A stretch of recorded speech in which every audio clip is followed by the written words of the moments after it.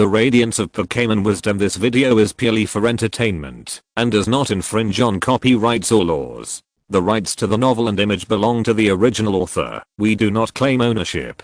Don't like waiting and want to listen to this fanfic in full now? Subscribe to our Patreon, where you'll find the best fanfics. Chapter 501. Let's get rid of Zyozzy. Finally solved. Zahu secretly breathed a sigh of relief. Although the process was simple, the danger level was much lower than the battle in Pallet Town. That could win but could not, and even the sea, land and air battle in the Kanto Sea. However, Dialga and Rayquaza were all within Zahu's cognition, while the spirit world was not within Zahu's cognition. Spirit world Lord, Zahu elder brother, is there really a spirit world? Ailan looked at the collapsed hole with a thoughtful expression. The power of the spirit world, the soul. What will happen to people after death? Did the ghost girl come from the spirit world? Ailan felt that he had opened the door to a new world. I can't answer this question for you. After all, I'm not a professional researcher of the spirit world, and this is my first time to encounter something related to the spirit world. However, there have always been Pokémon that can communicate with souls. Have you been to the Alala region? Zahu said. Alala region? A special region independent of the Alliance? I remember that Mr. Dago said that there are special Z crystals and Z moves there, and it is a place without gyms. Xiaomao said. That's right. Alala is divided into 4 large islands, and each island has a guardian. Among them, the island guardian of Pony Island, Kapu Finfin, has the ability to let living people and Pokémon see dead people and Pokémon. The local people think it is a messenger to communicate with the spirit world. Zahu said. So the spirit world really exists, and it may be around us at any time. Ailan said. Of course, but it's not that scary. Spirit creatures are ghosts. You have all seen ghost Pokémon. There is nothing to be afraid of when you see a ghost. Zahu said. Brother Zahu, ghost Pokémon are completely different from ghosts. Xiaomao said. There is not much difference. Zyozzy has been a ghost. Do you think this thing is scary? Zahu said. Zyozzy has been a ghost. Xiaomao and Ailan looked at Zyozzy in disbelief. I was a ghost with Pikachu when I was in Lavender Town. Zyozzy said. Pikachu angrily showed his presence. You've been a ghost before. What haven't you done, Zyozzy? Xiaomao said. Don't compare yourself to Zyozzy in this regard. When it comes to rich and colorful travel experiences, even I can't compare. Zahu said. Teacher Zahu, how do you calculate today's scores? Xiaoki asked. Except for you and Zyozzy, the rest of the people have been called back. It's not fair to calculate the scores again, so of course tonight's scores are invalid. Zahu said. Invalid? Xiaoki suddenly lost his energy and spirit, drooped down, feeling meaningless. Don't be discouraged, your ed group is now ranked 2nd. As long as one of you gets the top 3 in the last competition, the triathlon, there is hope of winning. If you can get the top 3, you will definitely win. Zahu said. The last competition is the triathlon? Zyuksha's eyes suddenly lit up and looked at Zahu with a smile. Zahu's smile froze slightly, embarrassed, as if he had leaked the questions. Brother Zahu. Xiaoguang also realized something, and together with Zyuksha, they looked at Zahu with sparkling eyes. You can rely on your own strength, Zahu said. But it's also good to know the topic, Zyuksha said with a smile. Then we should find Xiaomao and Ailan. I don't know as much as they do, Zahu said, and suddenly frowned. Xiaomao, Ailan, triathlon is the last competition. After the competition, this lecture will be over, right? Yes. Xiaomao and Ailan said in unison. Is that so? I started this lecture, so I should design the ending. In this case, I will discuss with Dr. Yamanashi to cancel the triathlon and determine a new project. Zahu said. Brother Zahu, you design it yourself? Zyuksha and Xiaoguang were horrified, and their little faces turned pale. What's wrong? It's not possible, Zahu said. No, I think triathlon is better. Zyuksha showed a subtle smile. No matter how outrageous the design of Dr. Yamanashi is, it must be more harmonious than your design. Yes, Brother Zahu, the training of Scaled Dragon is very important now, and the research of the illustrated Rotom is also crucial. The training here is just a small matter. Xiaoguang agreed again and again. On the first day, we cheated people, and on the second day, we were haunted. If you designed it, how can we still survive? It's related to you. How can it be a small matter? You are the future of society and the pillars of the alliance. Zahu said seriously. He really didn't want to design it, but seeing how serious these kids were, how could he not design it himself? The corners of his mouth slightly raised, revealing a subtle smile, and went back to the dormitory. Ozzy couldn't help shivering, and picked up Pikachu. Every time his brother showed this smile, it was the beginning of his bad luck. The last time he showed this smile, his pants were bitten by Bluking. Our Pokémon lecture will not end harmoniously. Zyroxia said. Work hard. Zyromeo patted Zyroz's shoulder with a gloating look. No matter how Zahu planned, it was these students who suffered, and he, the assistant, had nothing to do with it. Zyromeo, when did brother only mess with me and not you? Zyroz said. Huh. Zyromeo was startled, as if it had never happened before. Could it be that next, brother Zahu would also mess with me? At this point, Zyromeo felt a little unwell. Feeling that Zyromeo was not well, Zyroz suddenly felt much better, and went down the mountain happily with Pikachu. Zyaragang, should we change dormitories? As soon as Zyroz left, behind him, Zyroxia pulled to companions, to have a secret talk. Change dormitories? Zyaragang and Zyaraguang fell into deep thought at the same time, looking at each other, and felt that it seemed to be right. It was a bit too dangerous to follow Zyroz. If you want to escape, where is the safest place? Zyaraguang said. Besides Sister Kona. Zyroxia said with certainty. There are only 2 women in the world who can calm Zahu. One is his mother Hanako, and the other is his wife Kona. Only staying with them 2 is the safest. Let's see the situation. If it's dangerous, we'll immediately run to Sister Kona's side. Zyroguang said. If necessary, we'll spend the night in Sister Kona's room. Zyroz said. Yes. Zyroguang said. What about me? Zyrogang was confused. Zyroz and Zyroguang could spend the night in Kona's room, but if he dared, it would not be a question of whether it would be troublesome or not, but a question of life or death. Life is precious. Zyrogang thinks it's better to be alive. At least, he must not die before a certain Miss Junsha or Miss Joy takes a fancy to him. Chapter 502 UGIO, The True Warrior. Very good, you have completed the triathlon, bravely expressed yourself, and achieved a leap forward. Now you have the preliminary qualifications to become a Pokémon friend. In the Pokémon school, Zahu stood in front of the blackboard and said solemnly. Zyroz and his friends had no expression on their faces. They had just finished the ghost exploration on the mountain yesterday, and started the triathlon today. In the end, Zyroz and Zyroxia, 2 super people, won the first and second place, making the red team, which was originally ranked second, the first place in one fell swoop. However, there is still half a day before the end of the lecture. A group of people looked at each other, looking miserable. Zahu looked around at everyone and said seriously, but just being a Pokémon friend is still a long way from being a real Pokémon master, and you can't even be considered a qualified Pokémon trainer. There will be an additional question competition suitable for real warriors in the afternoon. It is not mandatory, and you don't have to participate. Really not mandatory?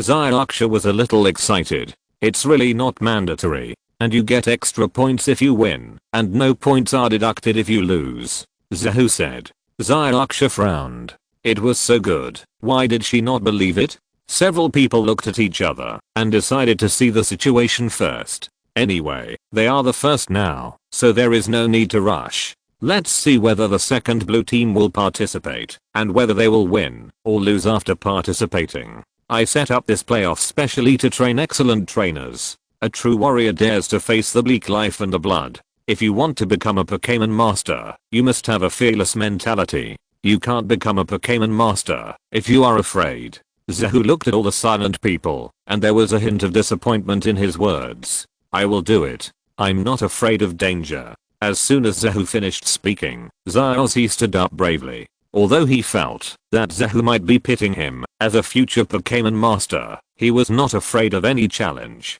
Seeing Zyroz stand up as expected, a hint of a hidden smile appeared at the corner of Zahu's mouth. Sure enough, this trick has been tried and tested. The road to becoming a master is always difficult. If you can't overcome fear, how can you become a water master and revitalize a gym? Zahu said lightly again. Zyraksha's mouth twitched slightly. You are awesome. Sure enough, he stood up and said, I'll join too. Yes, this is the symbol of courage, the courage that people who want to become Pokémon Master should have. Zahu said, I'll join too. Kaoping, Zihudi, and Zyraheo also stood up and said in unison. On the one hand, they were stimulated by Zahu's words, and on the other hand, they were in the blue group. In order to be the first, they had to fight for this additional question. No one didn't want to be the first. Understanding the psychology of Pokémon is not only needed by Pokémon trainers, but also by coordination trainers, even more than ordinary trainers. Only by understanding the psychology of Pokémon can you coordinate the performance best. Do you really want to miss such an opportunity to grow, and let yourself and Pokémon miss the opportunity? Zahu said. Teacher, I'll join too. Xiaoguang said. Zahu nodded with satisfaction, and then said, in-depth understanding of the psychology of Pokémon is also for breeders. I'll join too. Xiaoguang stood up and said, since everyone has joined, I can't escape either. No need to call the roll, I'll do it. Very good, you are all true warriors. Is there anyone else next? Zahu said as he looked at the group of people. Zahu's eyes swept over them, and almost everyone stood up firmly. Everyone is a strong warrior. Meowth beside him twitched his mouth. What a naive bunch of people. Zahu led everyone to another open space, which was spacious enough for the Pokémon to fight to the maximum extent. Then, 6 platforms were erected on both sides of the field. 2 of them were already occupied, namely Alan and Xiaomeo. Zahu walked to the 3rd platform by himself, and then said, the content of the playoffs is very simple. The UGIO Pokémon Duel. UGIO. Zyraksha looked at Zahu curiously, knowing that Zahu would not add the 3 words UGIO as a prefix for no reason. Standing on this high platform to duel, the damage suffered by the Pokémon will be evenly distributed to the trainer, and they will feel the same. So this match is a battle between Pokémon and trainer together. Zahu explained with a smile. Will the trainer also suffer damage from the Pokémon? The students' faces changed drastically, and they shuddered when they thought that they would have to bear the damage of fire and lightning. Aren't we supposed to be brave Pokémon masters? Are you afraid now? What about the real heroes? Zahu's voice gradually turned cold. The content of this exam is to let you trainers understand how important the responsibilities of being a trainer are. Your casual and reckless command is insignificant to you, but the damage it causes to Pokémon cannot be ignored. Pokémon are not just a bunch of data, but real creatures that exist with you. They protect you, fight for you, and get hurt for you. These are all things you need to feel for yourself. As soon as the voice fell, a group of people's faces changed, and they felt something. Brother. No, Teacher Zahu, you will also be hurt by Pokémon, right? Zyros's face was full of excitement. That's right. Zahu said. Okay, Zyromeo, come. Zyros jumped up and jumped onto the high platform opposite to Zyromeo, then looked at Pikachu. Pikachu responded in seconds and jumped into the battlefield. For it, there was no difference. It was just fighting, but the trainers also had to bear the damage. Next, the rest of you have to go up. If you want to become a hero, then come up. Zahu said. A group of people looked at each other, and finally, it was Zyraksha and a few brave people who went on stage first. Zyraksha to Alan. Kaoping to Zahu. Take out your Pokémon. Zahu said. Come out, Gyarados. Zyraksha took out the Pokéball and was about to throw it, but a red light flashed in the small backpack, and Siddiq stood there stupidly. Zyraksha's posture of releasing Pokémon stopped immediately and fell to the ground with a snap, saying in despair, why are you here again? What are you doing out here? Siddiq had a silly expression on his face, indicating that he didn't understand what Zyraksha was saying. Hippoking, come out. Kaoping threw the Pokéball and released the Pokémon he trusted the most. Okay, the examinees have released their Pokémon. Now it's our turn to release Pokémon. Zahu looked at Zyromeo and Alan. Zyromeo and Alan nodded, indicating that they understood, and shouted in unison. Come out, Blastoise. Come out, Charizard. The two mighty Pokémon appeared in the field together, roaring majestically. Then, Xiaomao and Ailan looked at each other, each showing the wristband on their wrist, and shouted together, Super Evolution, Blastoise, Charizard. The colorful light of Super Evolution shot out, and gathered on Blastoise and Charizard, and the power of the two Pokémon increased rapidly. After releasing Psyduck, Misty, who was already desperate, looked even uglier when she saw Blastoise and Charizard. You guys have done enough, isn't it just a competition? As for using Super Evolution, it will hurt us if we are attacked, and Brother Zehu means that we will be wheeled by you, so of course we have to use a last strength. Misty, you go first. Ailan looked at Misty's Psyduck with a smile on his face. If it was Gyarados, although he was confident of winning, he would definitely suffer a lot of damage in the process. Now that it has become Psyduck, it will be easy. It's the same as the gym match rules. You attack first, and the match time is only 3 minutes. We will score, based on your performance within these 3 minutes. Ailan said. Okay, Psyduck, use the water gun. Xiaoxia said. Psyduck opened its mouth, and sprayed a stream of water at Charizard. Charizard, Dragon Claw. Ailan looked indifferent. Charizard's powerful Dragon Claws blocked Psyduck's not so powerful attack without any damage. Next, Psyduck, Telekinesis. Xiaoxia said. Psyduck called stupidly, with a confused look on her face. What are you talking about? I don't understand. Xiaoxia looked desperate. My fault. I shouldn't have been so optimistic. Ailan was also stunned when she saw the scene. Xiaoxia was an elite trainer after all. How could she not even command her own Pokémon? However, curiosity aside, as a professional trainer, Ailan would not let curiosity cause any problems in her command and judgment, and decisively said, Charizard, Dragon Claw. The super evolved Charizard's claws condensed green light, and without thinking, he slapped Psyduck. Psyduck was shocked and stunned, but it was completely unable to dodge, and was violently slapped by Charizard to the platform, and its head hit the platform hard. There was a loud bang. Ouch! Xiaoxia held her head with both hands, squatted on the platform and screamed, feeling as if someone had just hit her head with a sledgehammer. The pain was unbearable. Xiaoguang and others in the audience widened their eyes. This feeling was not pleasant at all. Give up. Your Psyduck came out too early. It is no match for my Charizard. Ailan said. No, this is the time for you to see how powerful Psyduck is. Xiaoxia held her head, but a smug smile appeared on her face. Psyduck, Petrification. Psyduck, which was hit hard on the platform, slid to the ground. Hearing Xiaoxia's order, it stood up suddenly. Its eyes, which were originally harmless and even silly, suddenly became sharp and murderous, as if a sleeping tiger finally woke up. Blue light flashed in its eyes, and the terrifying telekinesis burst out instantly, sweeping over Charizard. Charizard immediately became stiff as a stone, and could not move. Telekinesis. Xiaoxia's voice sounded with some revenge. Psyduck opened its mouth wide, and a noisy and sharp voice came out of its throat. The sound waves rolled and mixed with terrifying superpowers, and Charizard was lifted into the air like a puppet. Charizard, use the explosive flame to break free. Ailan shouted anxiously. Charizard roared angrily, but its body still could not break free from Psyduck's petrification. Ailan frowned. Although the ultimate moves of the psychic system are notoriously difficult to deal with, this level of telekinesis is really too strong. It is not something that can be done by ordinary elite level telekinesis. At least it is a quasi-king, and even a king may not be impossible. Facing this Psyduck, Ailan seemed to have the illusion of facing Kona's stupid hippopotamus. Bang! Before he could recover from the shock of Psyduck's telekinesis, Ailan suddenly felt a sharp pain in his head. He quickly looked at the field, and saw that Charizard had been smashed to the ground.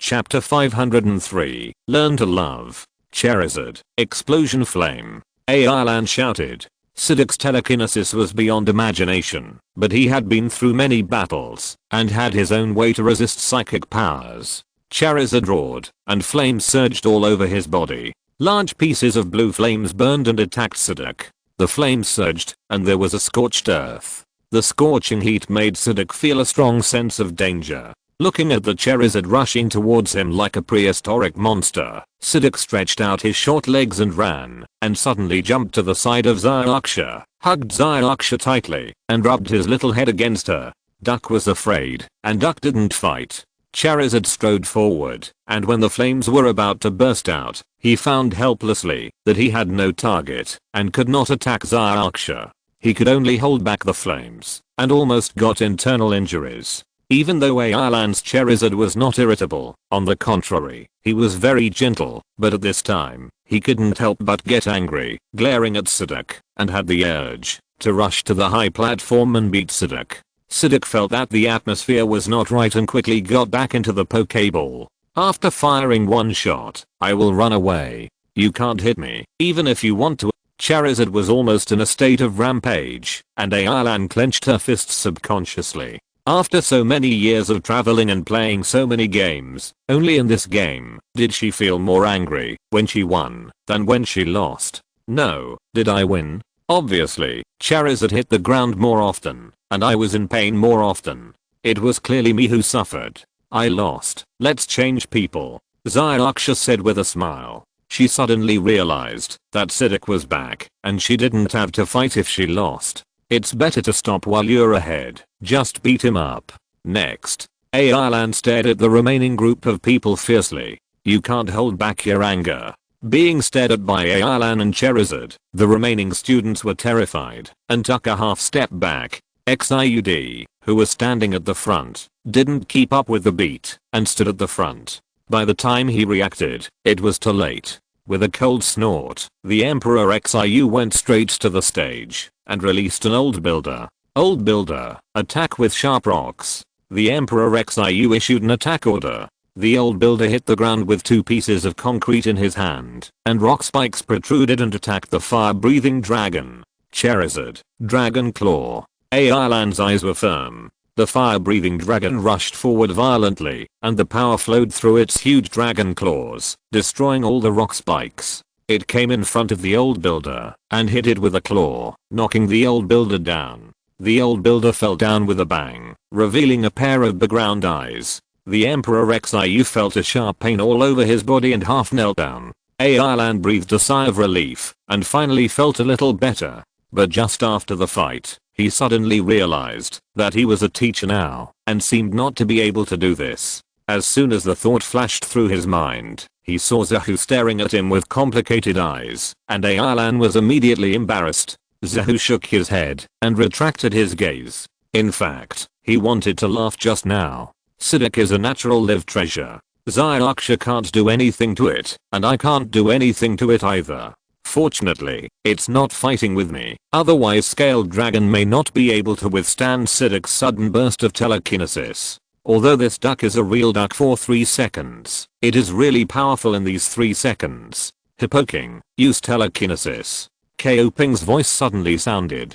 Hippoking looked solemn and dignified, with a kingly demeanor. His superpowers enveloped Scaled Dragon, and he threw Scaled Dragon into the ground, smashing a pit. The intense pain was transmitted to Zahu's whole body through the special machine. Zahu gritted his teeth, withdrew his attention, and looked at Kaoping. It's not right to be distracted during the battle, Teacher Zahu. Kaoping raised his glasses and smiled. He felt that he might be able to defeat Zahu.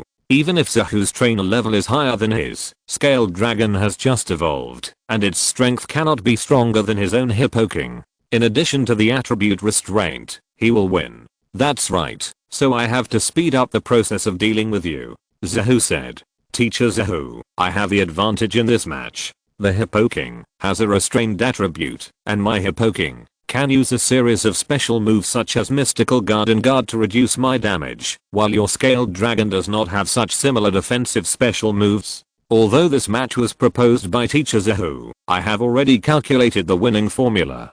Kaoping said. What a confident child. I like confident children like you the most. Next, look carefully. Scaled Dragon. Dragon Dance. Zahu said. The Scaled Dragon jumped quickly, the scales on its body vibrated, and it danced a strange dance, and its breath and power increased rapidly. Hippoking, use mental strength.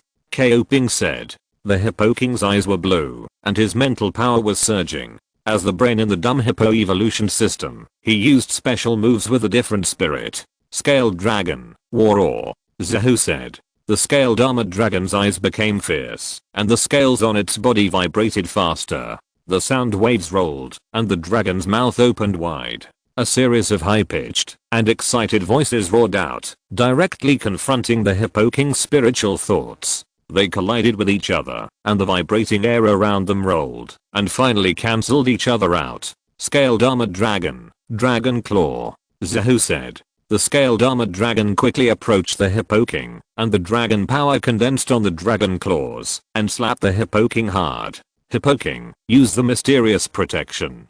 Ko Ping said. A green shield appeared in front of the Hippo King, and the scaled armored dragon's dragon claws slapped hard, hitting the mysterious protection.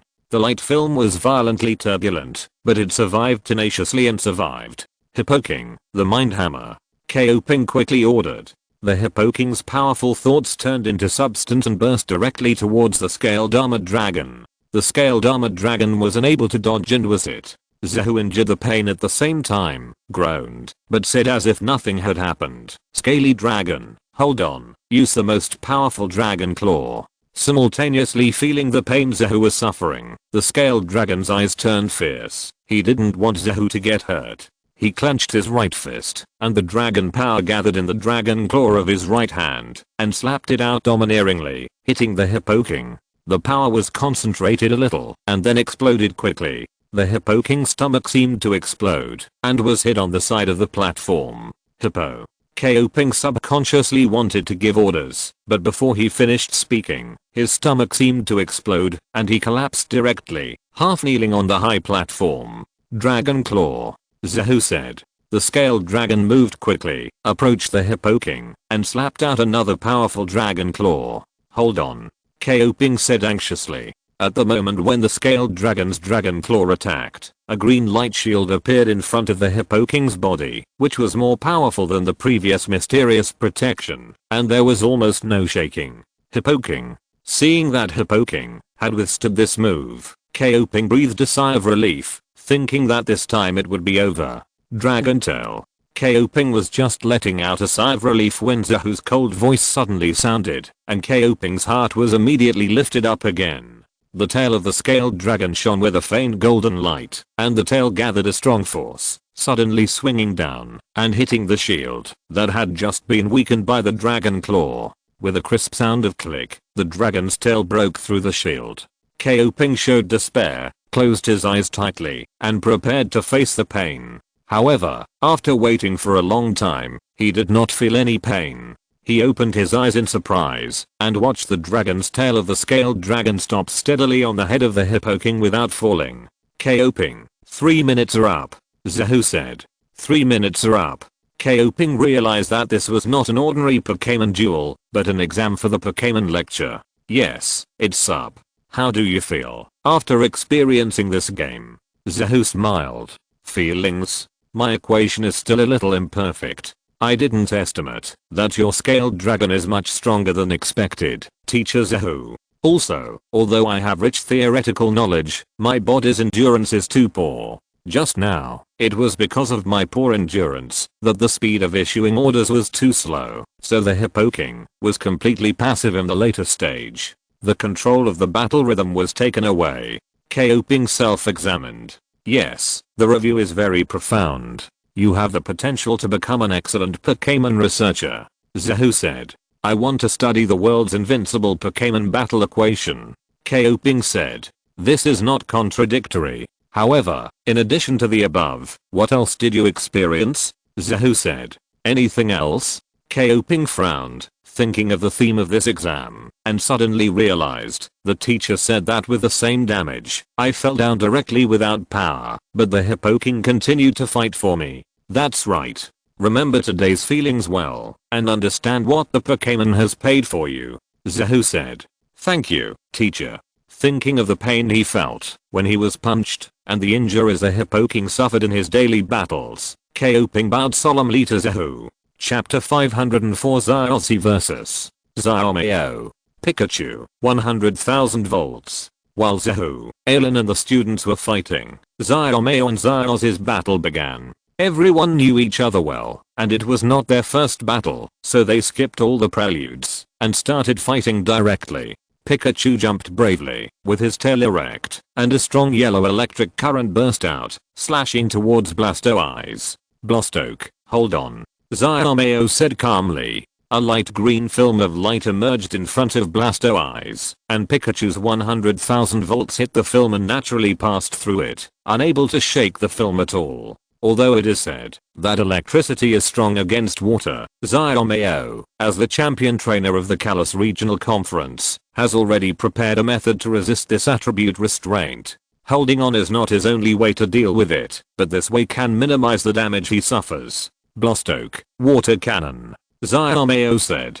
Blastoise lowered its head, and the thick barrel on its shell sprayed a water column as thick as a bucket and shot it rapidly towards Pikachu. Pikachu was unable to dodge and was hit directly by Blastoise's water cannon. Its petite body fell onto the stage. Xiaozi felt the pain at the same time. His body was numb and he almost collapsed. However, at the same time as the pain, the first thing he thought about was Pikachu. He asked anxiously, "Is Pikachu okay?"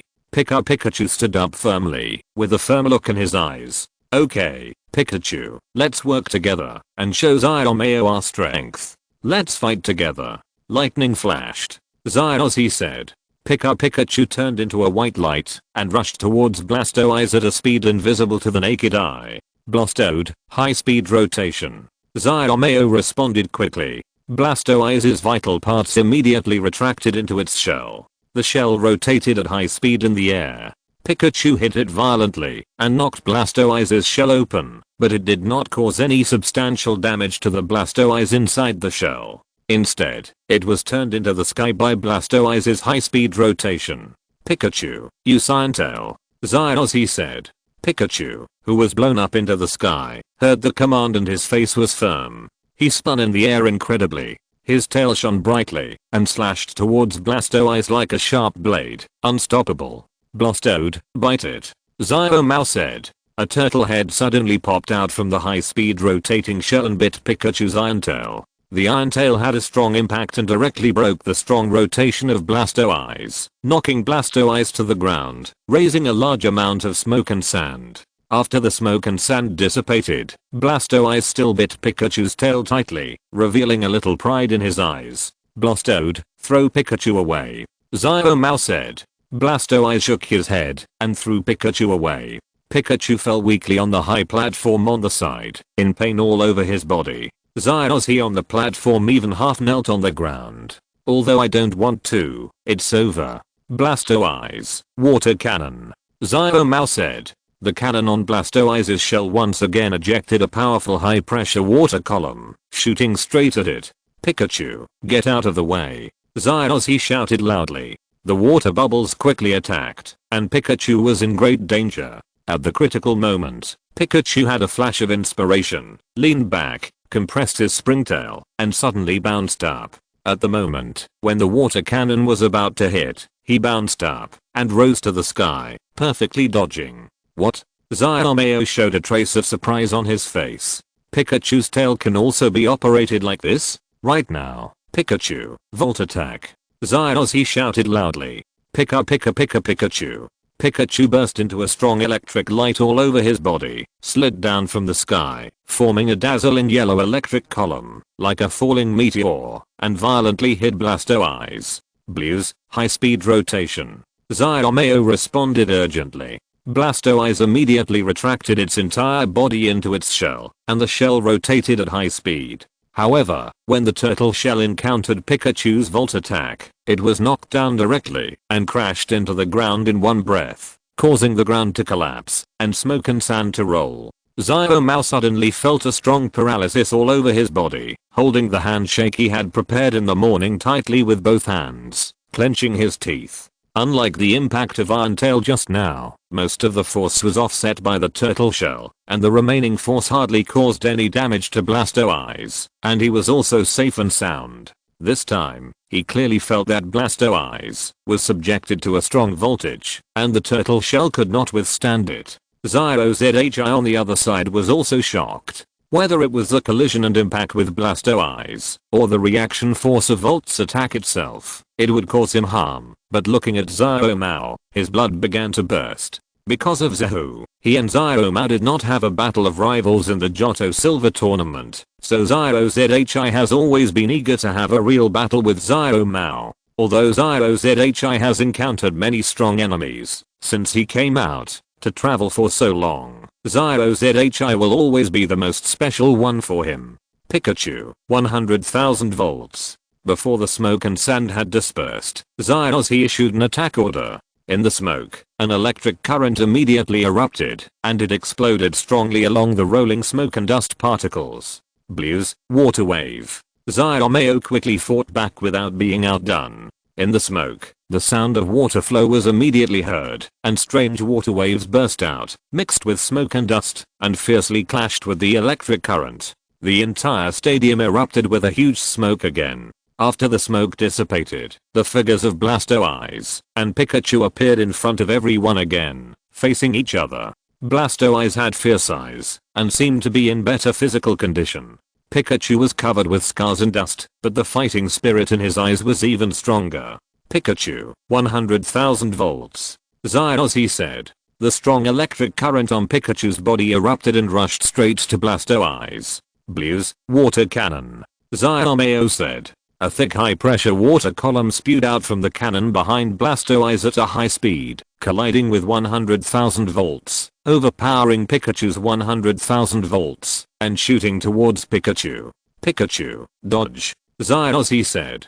Pikachu quickly jumped up to dodge Blastoise's water column. Blastoke, water wave. Xiaomao took advantage of the victory to pursue. Originally, he did not intend to launch such a fierce attack. He planned to focus on defense and wait for 3 minutes to pass. After all, his opponent was not just Xiaozhi, but now he has forgotten all about it. All he wants is to have a serious fight with Xiaozhi. Just after firing the water cannon, the two small cannons on Blastoise's arms sprayed strong ripples and attacked Pikachu. Pikachu, use lightning flash, dodge. Xiaozhi said. Pikachu ran quickly and turned into a white light. It escaped from Blastoise's powerful water wave attack like teleportation, and went directly behind Blastoise. Pikachu, volt attack. Xiaozhi said. Pikachu's body was full of electricity, and it attacked Blastoise quickly like the reincarnation of Thor. Xiaozhi's eyes showed a trace of ecstasy. Although Blastoise was powerful, it was also heavy and bulky. Unless it was in the water, it would be inconvenient to move. It couldn't turn its body around when Pikachu got behind it. Blastoke, hold on. Xiaomao shouted. Blastoise maintained its original posture, and a layer of light green light on its body was found again. Pikachu hit the light film violently. The light film was slightly turbulent, but it was safe and sound, and bounced Pikachu back. Xiaozhi and Pikachu were both affected by the reaction force of Volt's attack, and their bodies hurt. Blastoke, water wave. Xiaomao said. The water flow from the two small barrels in Blastoise's hands rushed directly to Pikachu. Pikachu was hit hard and fell down weakly, revealing a pair of background eyes. Chapter 505, Gifting Rotom. After Misty, Kaopin, and Satoshi were defeated, the remaining students came out to fight. Zahu and Scaled Dragon merged their minds and easily killed 10 consecutive Pokémon. The main reason was that everyone knew that he was the strongest among the three, so the stronger ones took the initiative to bypass him and go to find Alan. Alan and Mega Charizard were also very strong. They tested the most people, a total of 18, more than Zahu and Xiaomao combined. 18 bloody battles, all 18 victories. And after the fight, he was still as if nothing had happened. However, compared with the original book, where he won 10 consecutive victories over super evolved Pokémon, including Kalos' Fire King Pakila, this is indeed not worth mentioning. Xiaomao was more unlucky. He fought with Xiaozhi completely, and threw the 3-minute rule behind his head. Although he won with difficulty in the end, he was also seriously injured, and then he faced Xiaogang's Mega Steelix. Although Xiaomao's Blastoise is slightly stronger than Xiaogang's Steelix, that was without consumption. After taking a volt attack from Pikachu, Blastoise was seriously injured. So in the beginning of the battle, Xiaomao was in a slump. Xiaomao was a strong-willed person. If he had the upper hand, he would say that the exam time was up and he passed it, which would be fine. But now he is at a disadvantage. Besides, if he said that the exam time was up, wouldn't it make others think that he couldn't beat him and was cheating? So Xiaomao ignored the rules again. Xiaogang has a gentle personality and usually cooperates with his opponent, especially since he hasn't played an all-out game for a long time, so the two of them ignored the rules tacitly. Blastoise and Steelix fought with all their strength, showing the strength of top-notch Pokémon.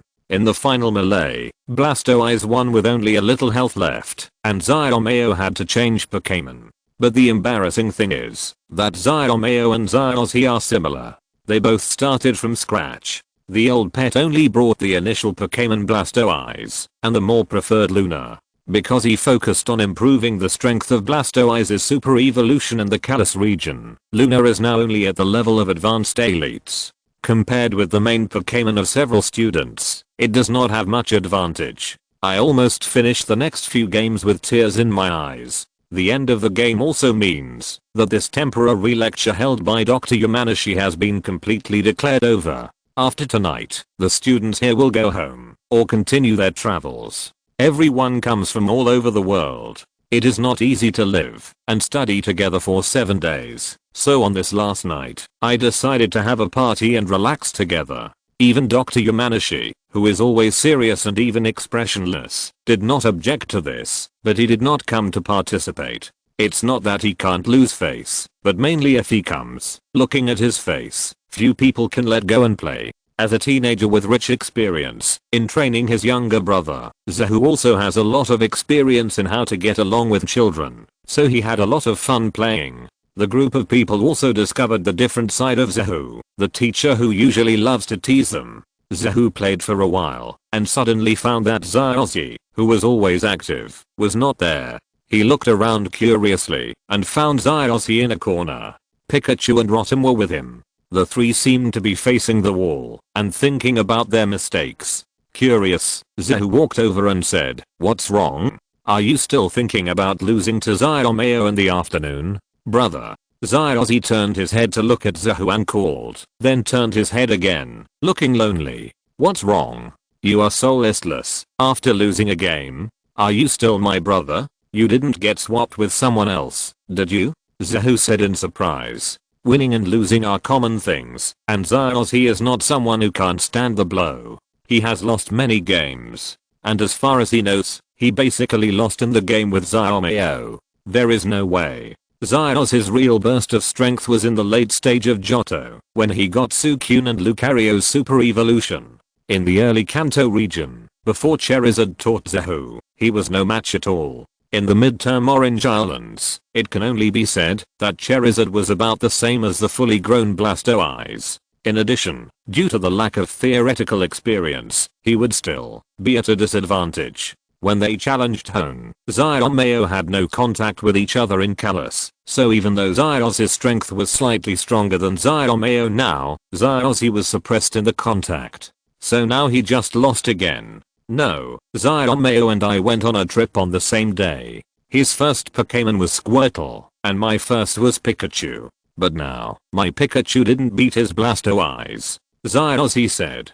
Zahu looked strange. He really didn't know how to answer this question. Xiaomao's Blastoise is Xiaomao's absolute main force. After a lot of training and super evolution, when traveling in Kalos, he had two champions, Dago and Watari, traveling together and guiding him. In addition, he learned some knowledge from Shumi, the Water King of Kalos. It is natural that he is strong. As for Pikachu, everyone knows what happened. In an informal match, it is already very good to be able to fight to the situation just now. You are not encountering a legendary beast. If you are, Pikachu may burst out and turn into Pikachu when encountering a legendary beast. Lucario, Suicune, Charizard and Xiaomao's Blastoise are all 50-50 or even 60-40. You don't send Pikachu, but send Pikachu, who is unstable. What can you do if you lose? Pikachu is also aggrieved. He can't win and is unhappy. If you can't win, practice more. I believe you can do it. The strongest Pikachu in the world. Zahu smiled and picked up Pikachu, stroking Pikachu's gentle fur and smooth cheeks. Pika under Zahu's touch, Pikachu's resentment disappeared, and an intoxicated and comfortable expression appeared on his face, forgetting the depression of the previous failure. Believe in yourself, and exert your strength to the limit. You and Zaozi are the best. You are the best partners, Zahu said. Pikachu smiled cutely, revealing a mouthful of snow-white silver teeth. Okay, don't be disappointed. Pikachu is not disappointed, so why are you? As a trainer, you are not confident. Are you embarrassed? Zahu said. Oh. Zaozi nodded and tried to cheer up, but his spirit was still the same. Okay, think about it yourself. I wanted to give you the Pokémon Rotom, but now seeing you like this, forget it. You are not in the mood at all. Zahu said deliberately. Give me the Pokémon Rotom? Zaozi's eyes lit up immediately. During this period, the Pokémon Rotom had been following him, introducing him to the situation of Pokémon, and translating Pokémon's words, which made him fully feel the benefits of the Pokémon Rotom. He used to think that the Pokémon Rotom was useful, but now he felt that it was weak. Yes, but the Pokémon Rotom should be given to trainers who need it, have potential, and are confident. I don't think you can do it now, so you'd better give it to Zaomeo, Zahu said. No, brother, give it to me. I need it, have potential, and have confidence. Zaozi said hurriedly. Seeing Zaozi's eagerness, Zahu laughed in his heart, and teased him again in a pretentious manner, before giving the Pokémon Rotom to Zaozi. Giving the Pokémon Rotom to Zahu was not a sudden idea, but a careful consideration. Rotom following him was just the icing on the cake. It was very helpful to follow Zaozi, and by following Zaozi, Zahu felt that he could collect all the information about the mythical beasts. If you're listening to this novel on a channel other than Fanfic World, it means they downloaded and uploaded it without effort. We cordially invite you to visit our channel, Mundo Fanfic Novelos. There you'll find the original version of this story and you can explore many other novels of various genres. We're waiting for you to immerse yourself in a world of incredible novels. Chapter 506 Thunder God. Boss, how long will it take us to get to Town? After finishing the Pokémon lecture, Zahu and his group once again traveled with the goal of the SYNOPSIS League and the Grand Contest. After walking all the way, they had lunch by a stream. While eating, Kajiro asked Zahu anxiously, "It's probably still half a day's journey." And calm down, why are you so excited? It's just a Grand Contest, isn't it? Zahu said helplessly. He and Kajiro had won several ribbon medals during their trip. If the ribbon medals from the Orange Islands and Johto are included, Zahu now has 4. Kajiro has a little less, but he still has 3. So, he couldn't understand Kajiro's excitement at all. But this time, there's the top coordination trainer Marina performing there. Kajiro said. So what? A top coordination trainer, who can be better than Mikali? Zahu shook his head, but looking at Kajiro with a yearning expression, Zahu knew that what he said was probably useless, so he didn't bother to pay attention, and concentrated on preparing food for people and Pokémon. A group of Pokémon were released, and each found a place to lie down and sleep, waiting for the chef Zahu to serve the food. Among them, Entei was the most arrogant, and did not communicate much with the other Pokémon. He found a piece of fertile grass with plenty of sunshine, and lay down to sleep, with his soft mane shining in the sun. Under normal circumstances, he would lie like this for half an hour, and then wait for Zahu to finish cooking, before he would eat. But this time, less than 10 minutes after lying down, Entei felt a familiar breath coming from not far away. He stood up with a little bit of precaution and let out a majestic roar towards the distance. As soon as the roar fell, an equally majestic and loud roar sounded not far away, as if it was a response to Entei's roar, and along with the strange roar there was a deafening thunder, and several lightning bolts streaked across the sky in the distance. A sudden change occurred, and Zahu put down the things in his hand, and looked in the direction of Entei's roar. A huge Pokémon, that looked like a saber-toothed tiger, and a bit like a leopard quickly attacked. Its 4 hooves were as fast as the wind, and arc-shaped lightning flashed under its feet. In the midst of the lightning, the long hair on its back flashed like a cloak, containing terrifying power. It ran for a few breaths, and came to a small hill about 10 meters in front of Entei, confronting Entei from a distance. This is Reikau. Kajiro looked at the Pokémon, that suddenly arrived in surprise. Is it from Sinnoh? I just met a Suicune from Sinnoh last time, and I didn't expect to meet another Raikau, and it just happened that you don't have one. Kona looked at Zahu and said, just because I don't have one doesn't mean I have to capture it. The key is fate. Otherwise, I wouldn't have failed to capture Darkrai last time in Baiyang Town. That Darkrai is the best among Darkrai. Zahu said. That's because Darkrai wants to protect Alice and has no intention of going with you. And you don't have Cresselia, and you subdued Darkrai just to have nightmares every day. Kona ruthlessly exposed Zahu's lie. Zahu shrugged innocently. When Zahu was talking to Kona, Entei was already chatting with the suddenly appeared Raikau. Raikau also roared back, accompanied by rolling thunder. Hey, Entei and this Raikau know each other. Meow. Meowth, who understood the conversation between the two Pokémon, was surprised. Then this Raikau is not from Sinnoh, but was created together with Entei, and is the earliest Raikau among the three sacred beasts. Meowth understood, and Zahu naturally understood it too. He looked curiously at the Raikau, the only one of the three sacred beasts that he had not yet come into contact with. In the beginning, in Vermilion City, because Minakun was too selfish, he did everything to conquer Suicune, which led to an extremely bad relationship between humans and Pokémon. Entei was furious and intended to destroy the entire Vermilion City. In the end, even Ho-Oh showed up. Therefore, Ho-Oh decided to abandon the humans in the Johto area, choose a new habitat, and give freedom to the three sacred beasts of Johto. Among them, Entei was the most pitiful.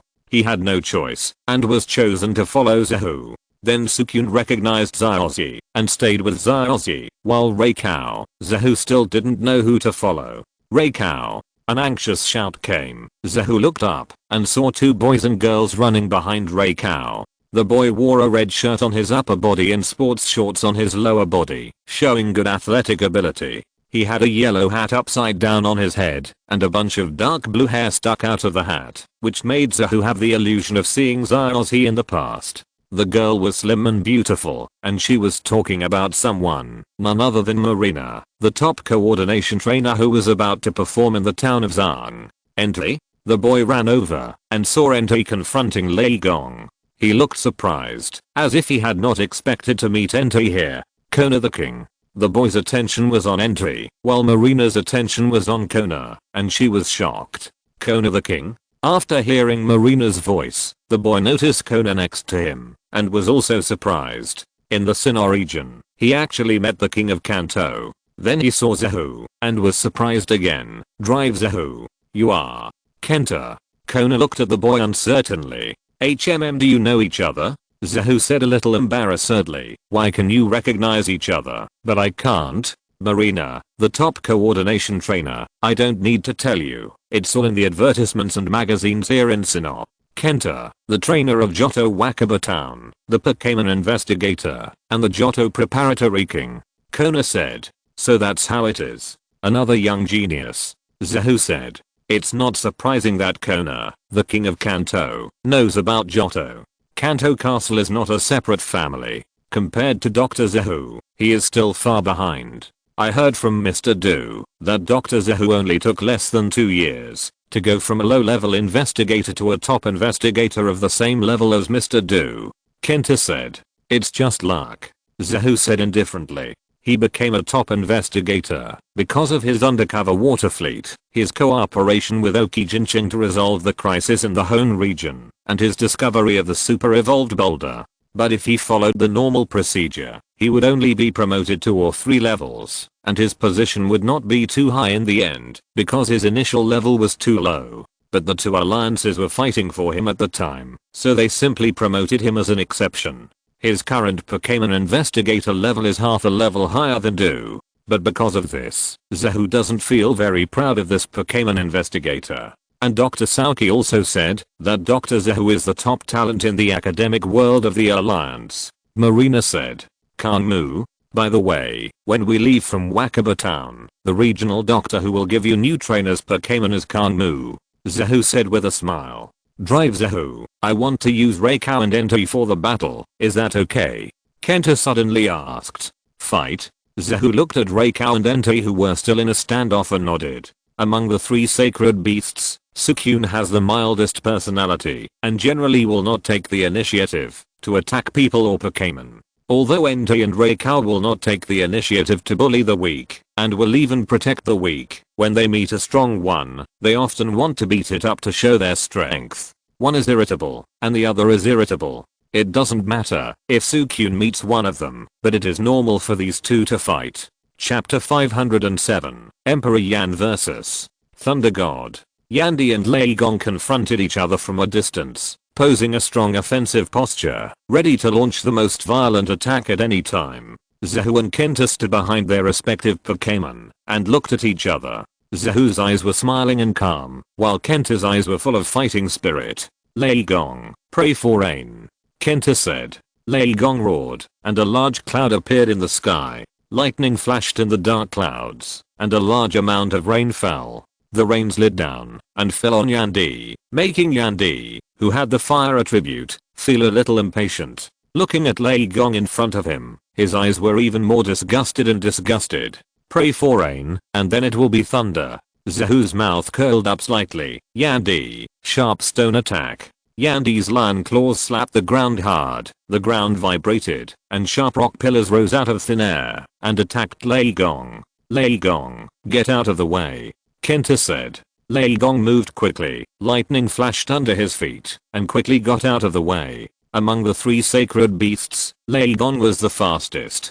Emperor Yan, use the sharp stone attack again, Zahu said. Emperor Yan slapped the ground fiercely, and the rock pillars protruded again, and they were not in the form of energy pillars, but real soil protrusions, and the original sharp stone pillars were higher. At the same time, the positions of the rock pillars began to scatter, almost forming an encirclement. Thunder God, run up to the rock pillars with a flash of lightning, Kenta said. Thunder God exerted force on his 4 hooves, turned into a flash of lightning, and passed through the rock pillars like a phantom, and jumped onto the rock pillars. Okay, Thunder God, use thunder, Kenta said. On the rock pillars, Thunder God had a hideous face, roared, and his yellow hair stood up. A thunderbolt fell from the sky, splitting the sky, and striking directly at Emperor Yan on the ground. Emperor Yan, rock pillars, Zahu said. Emperor Yan slapped the ground fiercely, and the rock pillars protruded again. The previous rock pillars suddenly rose several meters higher, cracked alive, revealing sharp stone pillars, and lightning struck, but before it was formed, it disintegrated in the air. What's going on? Kenta was shocked. Could a rock pillar be used like this? The tip discharges electricity. It's a lightning rod. Zahu smiled slightly, without much explanation, and directly gave the order. Yandy, charge up the flames to attack. Yandy ran quickly. His whole body was surging with flames, and turned into a red light, and pounced on Lei Gong on the rock pillar, knocking Lei Gong down with one hand, and rolling down the mud. Because of the rain, the mud became wet and sticky, and many green grasses stuck to Lei Gong. Looking very embarrassed, Lei Gong roared in dissatisfaction and anxiety. His eyes were full of anger, and lightning flashed on his body. Lei Gong, use 100,000 volts, Kenta shouted. Thunder attacks from the air will be blocked, but 100,000 volts from the ground will not be affected. Strong electric currents bombarded from Lei Gong's dark purple hair. Yandy, sacred fire, Zahu said. Yandy's eyes were piercing, and flames were burning on his orange-red hair, as if he had life. He confronted Lei Gong's lightning head-on, and the lightning and fire shone together. Finally, the sacred fire exceeded 100,000 volts and hit Lei Gong directly. Lei Gong was knocked several meters away. Although he stood up quickly, his shiny hair was completely burned black. Sacred fire? Kenta frowned. As one of the 3 sacred beasts, Yandy's power was much stronger than Lei Gong's. Energy accumulating flame attack. Zahu's voice suddenly sounded. Kenta was surprised by Yandy's strength, but he was not surprised. On the contrary, he knew that Lei Gong just looked embarrassed, and he was not seriously injured. After all, Lei Gong was also created by the Phoenix King with sacred fire, and he was naturally resistant. If it was the Phoenix King who used sacred fire, he could easily destroy Lei Gong, but Yandy's sacred fire had limited damage. Yandy attacked brazenly. His whole body was covered with flames, and he pounced on Lei Gong and threw him to the ground. Thunder God, use Thunder Fang, Yandee's attack was too fast, and Kenta was shocked by Yandee's power. By the time Kenta reacted, Thunder God had been knocked down by Yandee, and the situation was greatly unfavorable. However, at this moment, Kenta did not panic, but seized the opportunity to issue an order. Thunder God's two exposed sharp teeth burst out with strong electric currents, biting Yandee, and Yandee cried out in pain. Yandee, Flame Fang, Zahu said. A ball of vigorous flames burst out from Yandee's mouth, and smeared Thunder God's face, and bit him back at the same time. The lightning and flames complemented each other. Thunder God and Yandee fought fiercely, back and forth, but as time went on, Yandee still had the upper hand. Among the three sacred beasts, Thunder God has the strongest special attack, and Yandee has the strongest melee ability. Being close to Yandee, it is only a matter of time for Thunder God to be defeated. Kenta also noticed this, but he did not blindly give the order to retreat and distance himself. Instead, he took the initiative to order Lei Gong to close combat. Lei Gong, continue with Thunder Fang. Lei Gong's two long fangs exposed outside flashed with lightning, and he found another opportunity to bite Yandee. Yandee slapped Lei Gong's head with one claw, and then charged up the flame attack to knock Lei Gong to the other side. Lei Gong dragged a long distance on the ground. Yandee, sharp stone attack, solve it, Zahu said. Yandee raised his claws and was about to attack, but suddenly a burst of electricity passed through his body, paralyzing his whole body. The effect of Thunder Fang. Zahu frowned slightly and looked at Kenta thoughtfully. There is a certain chance of paralysis after being hit by Thunder Fang, but he didn't expect to encounter it. Lei Gong, use lightning flash to distance yourself, and then use 100,000 volts. Kenta said. Lei Gong was not as good as Yandee in melee combat. He knew it, but he couldn't dodge it just now, so he simply didn't dodge. The success rate of Thunder Fang's paralysis was about 30%. If he was lucky, 2 times would be enough. And now, Kenta has won the bet. Lei Gong ran quickly, using 100,000 volts to attack from a distance, intending to deal with Yandee like flying a kite. Lightning burst out and hit Yandee directly, and Yandee showed a painful expression. Yandee, use the sacred fire with the maximum power, Zahu shouted. Kenta's eyes were slightly stunned. Yandee was now paralyzed, and the success rate of using his special moves was limited. Was it appropriate to rashly use the maximum power? If he failed, it would only be more trouble than gain. Zahu's expression was indifferent, and his eyes were full of confidence. It was appropriate, and he would definitely succeed.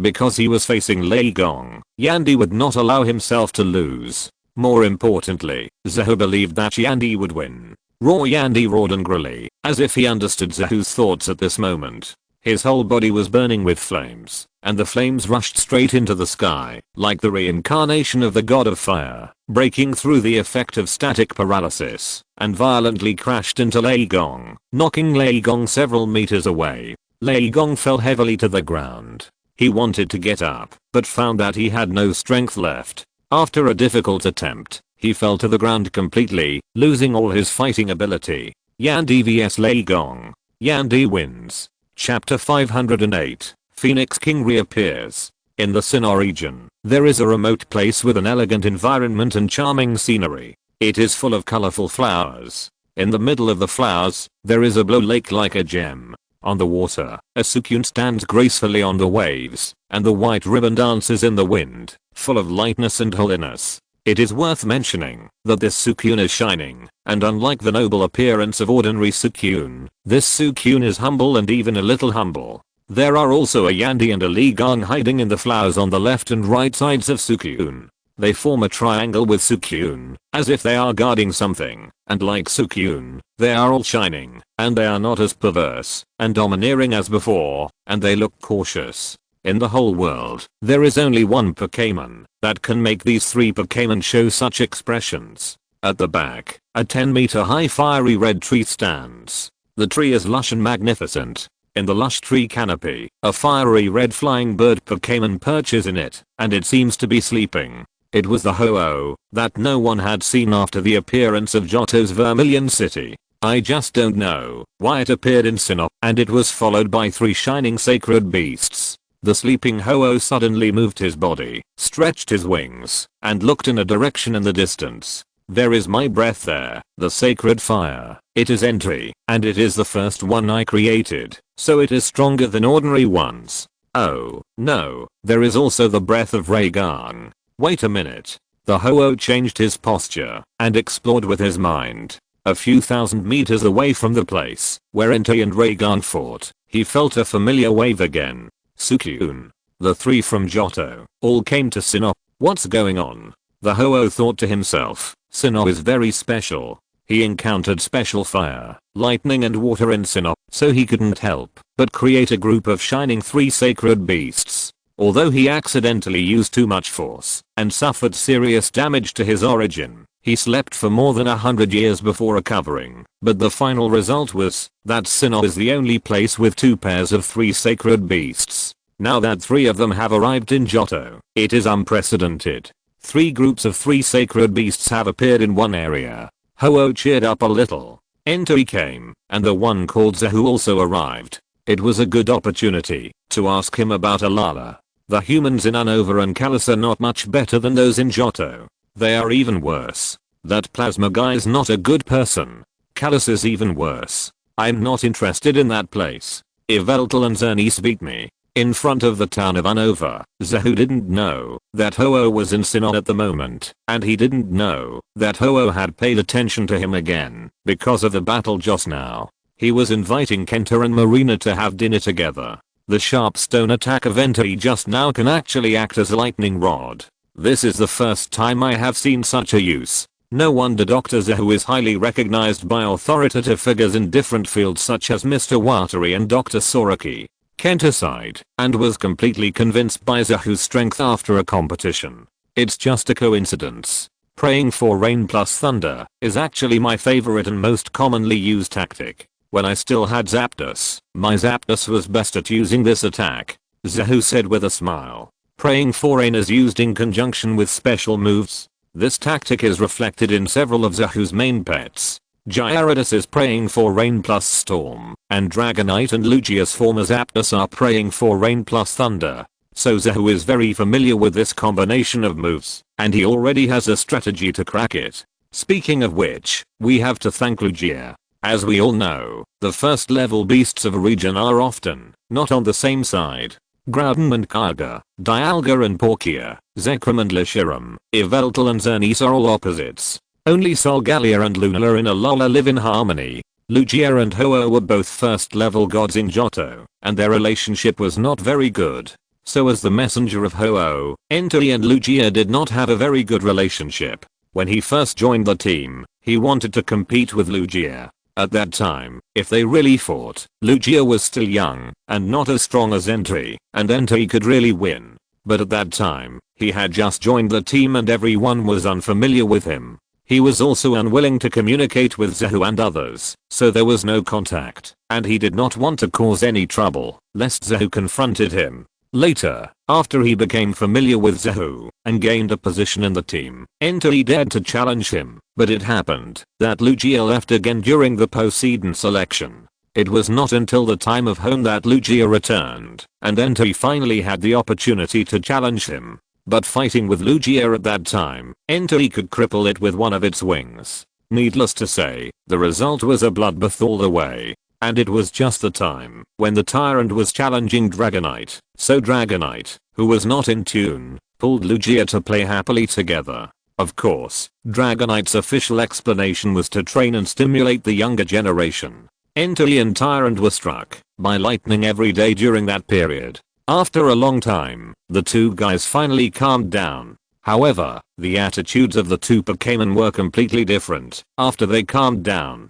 Tyrant followed Dragonite as a younger brother and became obsessed with lightning type tricks. As for Entei, he only had Ho-Oh in his heart. If I can't beat you, I won't fight you, but I want to study targeted strategies. So there was the rock lightning rod that was tempered 1,000 times. This is also an important reason why Zahu and Entei have a good relationship, which is the result of training.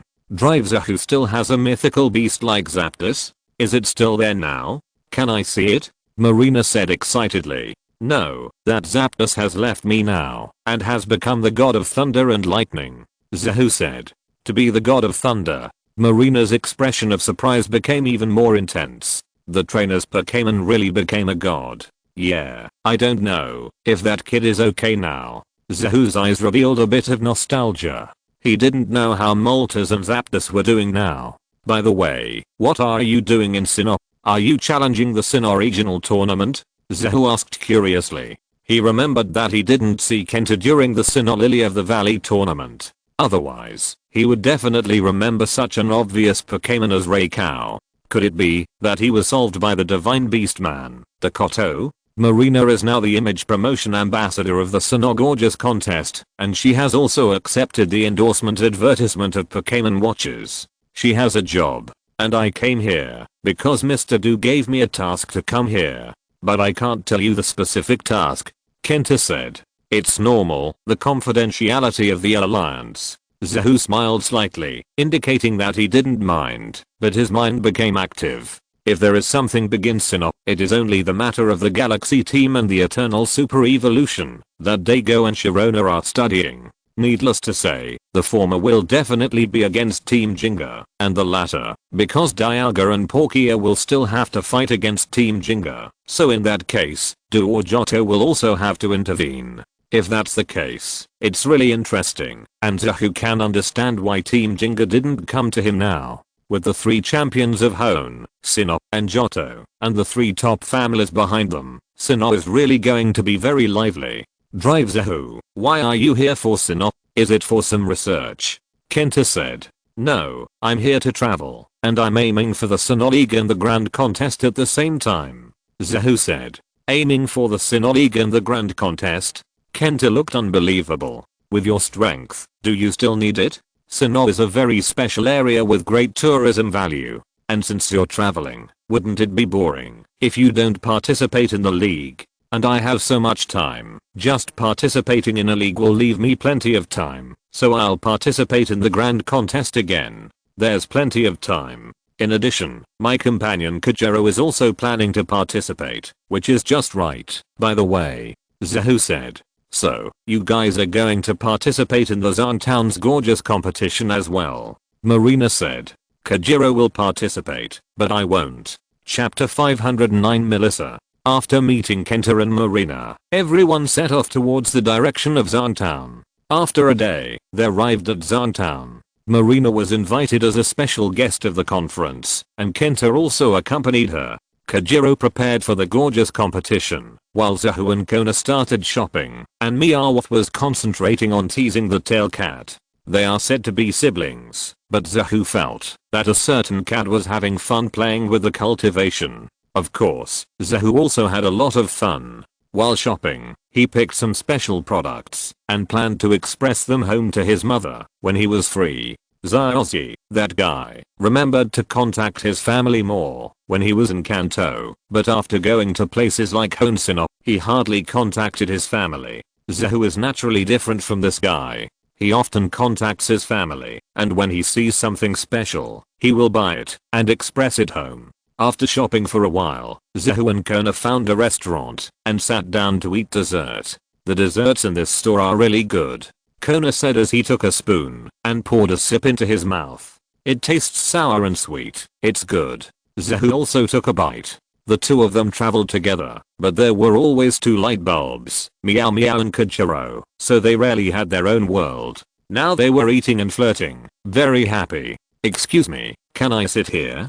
During the conversation, a slightly strange voice sounded. Zahu looked over and saw a woman with a strange purple-red hairstyle, wearing a long purple skirt standing next to him. Zahu frowned slightly. This person seemed a little familiar. After thinking for a while, he said, Ms. Melissa, you actually know me. Have we met before? The strangely dressed woman asked curiously. My name is Zahu. We haven't met before, but I once went to Yuan City to compete with you in the gym. Unfortunately, your gym is closed. Zahu looked at the woman in front of him and said, Melissa, the gym trainer of Yuan Gym. A gym trainer that left a very deep impression on Zahu, because she is the only trainer that Zahu has ever been to the gym, but couldn't have a gym battle. Oh. I'm so sorry, my gym is closing down, Melissa said. Although she said sorry, she didn't really look sorry. Zahu first motioned for Melissa to sit down, and then said, "So, when will it open?" He would not ask Melissa why there was such a thing as closing down. In fact, as long as the gym trainer is in the gym, there is no situation of rejecting the challenger's challenge. But these are all clouds. There are not many gym trainers in this world, but there are not a few. It's natural that there are a few weird ones. I haven't thought about it yet. I have to wait until I perfect my fighting style before I can become a gym trainer again, Melissa said. To be a gym trainer, you should have perfected your own fighting style. You also need to form a brand new fighting style, Zahu said in surprise. I used to think that my strength was enough. As a Pokémon trainer, I learned a lot of things. I also worked hard to become a top coordination trainer. Then my skills in the gorgeous battle competition were recognized, so I was able to open the UN gym as a gym trainer. UN gym is a ghost gym. I faced opponents one after another and played many games. Even if the challenger was defeated by me, he would work hard to train and then challenge me again. So, I must become stronger and stronger, Melissa said excitedly. Zahu nodded slightly, and he recognized Melissa's words. It is not so easy to be an excellent gym trainer. In many cases, gym trainers are equivalent to challengers' mentors. Many words have different meanings, so the assessment of gym trainers themselves is very important. For example, Lee in Curtain City almost gave up being a gym trainer because of too much psychological pressure and felt that he was not good enough. Melissa chose another way, which is not bad. But the way of closing the business is too fucked. Moreover, the accent and the addition of a few English sentences while speaking are really uncomfortable to listen to. However, Zahu also knew that this was Melissa's habit and it could not be changed. After all, she came back from a foreign country. Accents are difficult to change, even if you want to. So now I plan to go back to the gym after I become strong enough, Kona said. That's right. When I combine the gorgeous skills of the gorgeous battle match with the excitement and passion of the gym match, my fighting style will be formed. When I become very strong, I will go back, Melissa said. The fusion of gorgeousness and excitement. It should be very interesting. Miss Melissa, if your style is completed, can you notify me? I want to go to your gym and fight you, Zahu said. No problem, as long as you leave your contact information, I will notify you. As long as I'm in the gym and conditions permit, I will not refuse any challenger's challenge request. Melissa agreed happily. Okay, I have seen two professional masters who combine the skills of gorgeous battles with the excitement of gym battles. I hope Miss Melissa will be the third one, Zahu said. Oh, does Mr. Zahu know many such professional masters? Melissa asked curiously. Not many. Two, Hone champion Mikali and his teacher Mr. Adam. They are both top coordinators and gym trainers of the Hone Water Gym Liuli Gym, Zahu said. So it's them. I've heard of them too. Has Mr. Zahu ever fought against them? Melissa said. I've fought against Mikali, but not Mr. Adam, Zahu said. When he was in Lizky Lake, he had sparred with Mikali, but not Mr. Adam. After all, he was the Hone champion when he was in Hone. Later, he solved the problem and wanted to collect badges for fun so that he could show them off in the future, but because of Team Flare, he stopped. You fought against Mr. Mikali, that must be amazing. I'm looking forward to the day when I can fight you, Melissa said excitedly. It depends on how quickly Miss Melissa develops her fighting style. As a challenger, I sincerely hope that Miss Melissa can become stronger so that challengers like me can feel at ease. For example, my brother Zylsey has been to the city of Eno twice and to the Eno gym, but he has not seen Miss Melissa, Zahu said.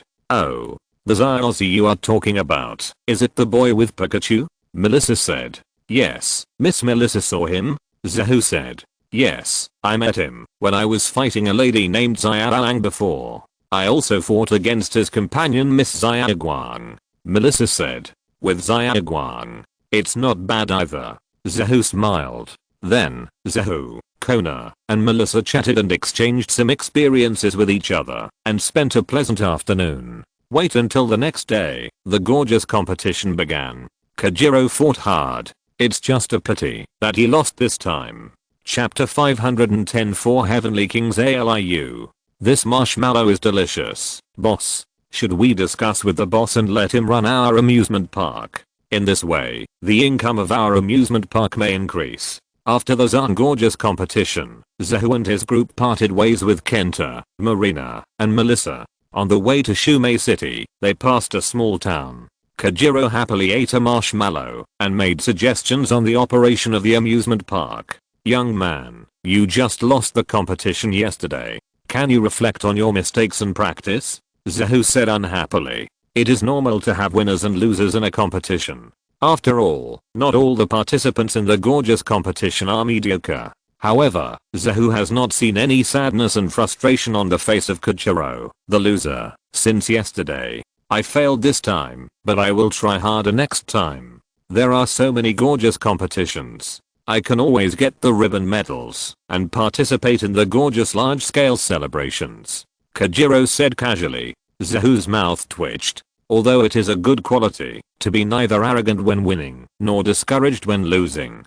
But it is difficult to become a top coordination trainer without a competitive spirit. Looking at Kojiro who didn't care, Zahu sighed and couldn't say anything. Kojiro said he wanted to become a top coordination trainer, but for him, being a top coordination trainer was more of a hobby than a goal or dream. It would be great if he could achieve it, and it didn't matter if he failed. Just be happy. Zahu didn't know whether to laugh or cry. Kojiro was a completely experiential trainer who valued getting along with Pokémon and emotional experience, but he left the outcome of the competition to fate. The group kept traveling forward. At noon, they planned to find a place to have lunch. Suddenly, they saw a group of people crowded together in a long queue. Miss Junsha was still maintaining order, and she couldn't help but feel strange. Are you here to observe too? Then please line up at the back of the line. Miss Junsha came over and said. Observe? What are you observing?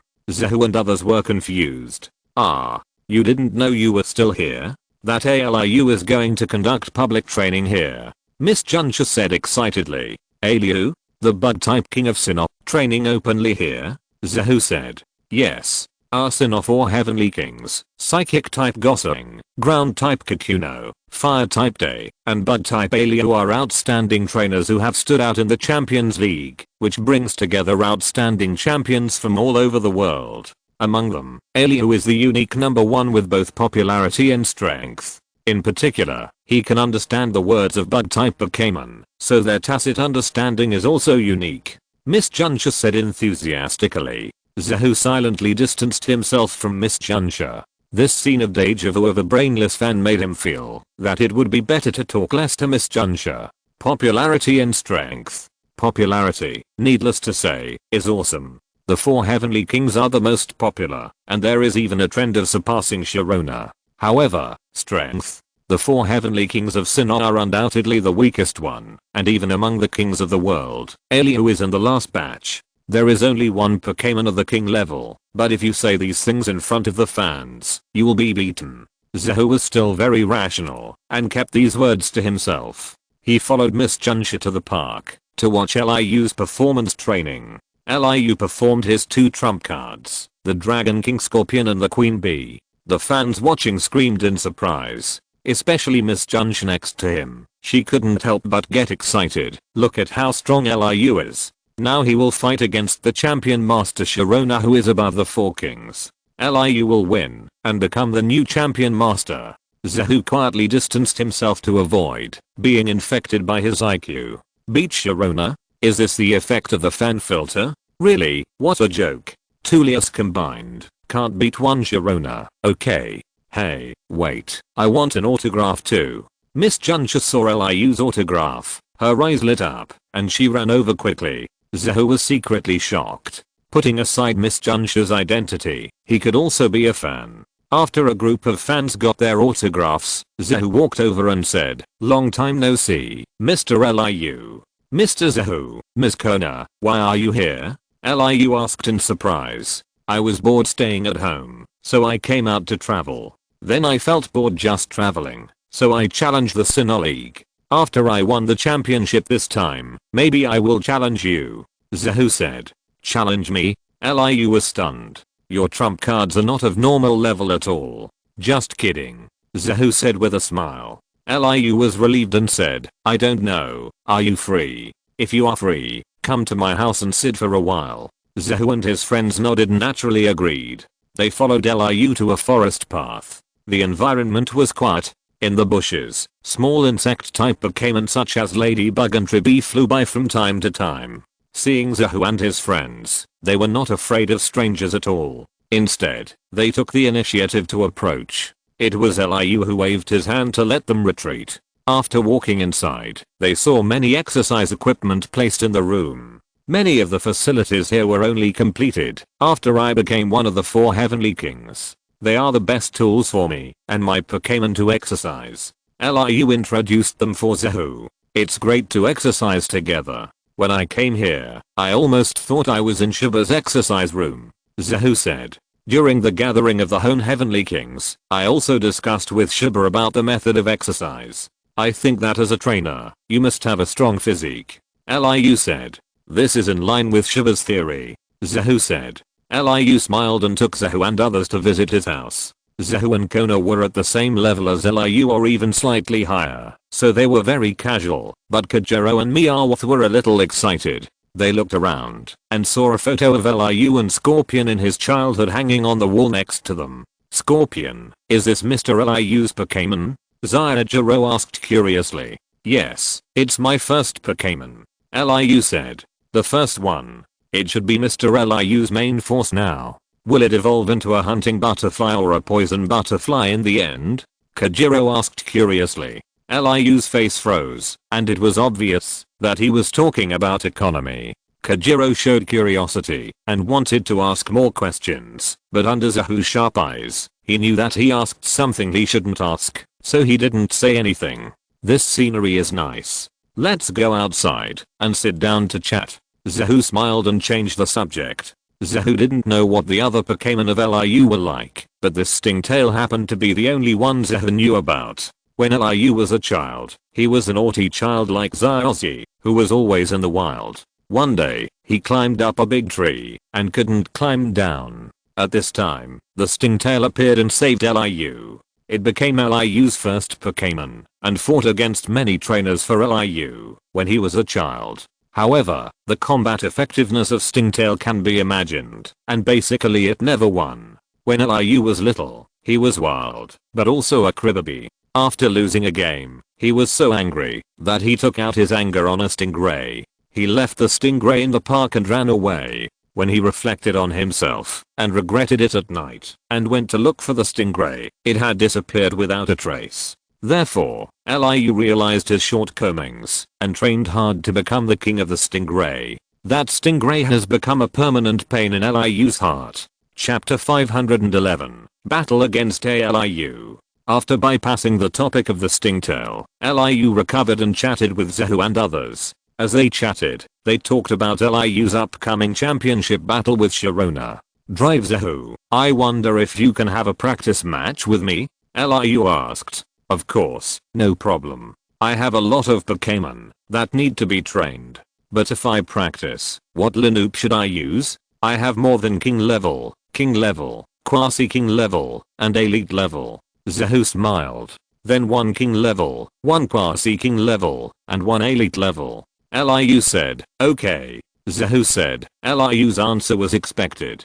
To prepare for the Champions League, it is natural to train the main force, but Liu only has 1 king level Dragon King Scorpion, and a few quasi-king level ones. Then Zahu said that he was going to train his own Pokémon, so Liu naturally chose the elite level to practice in return.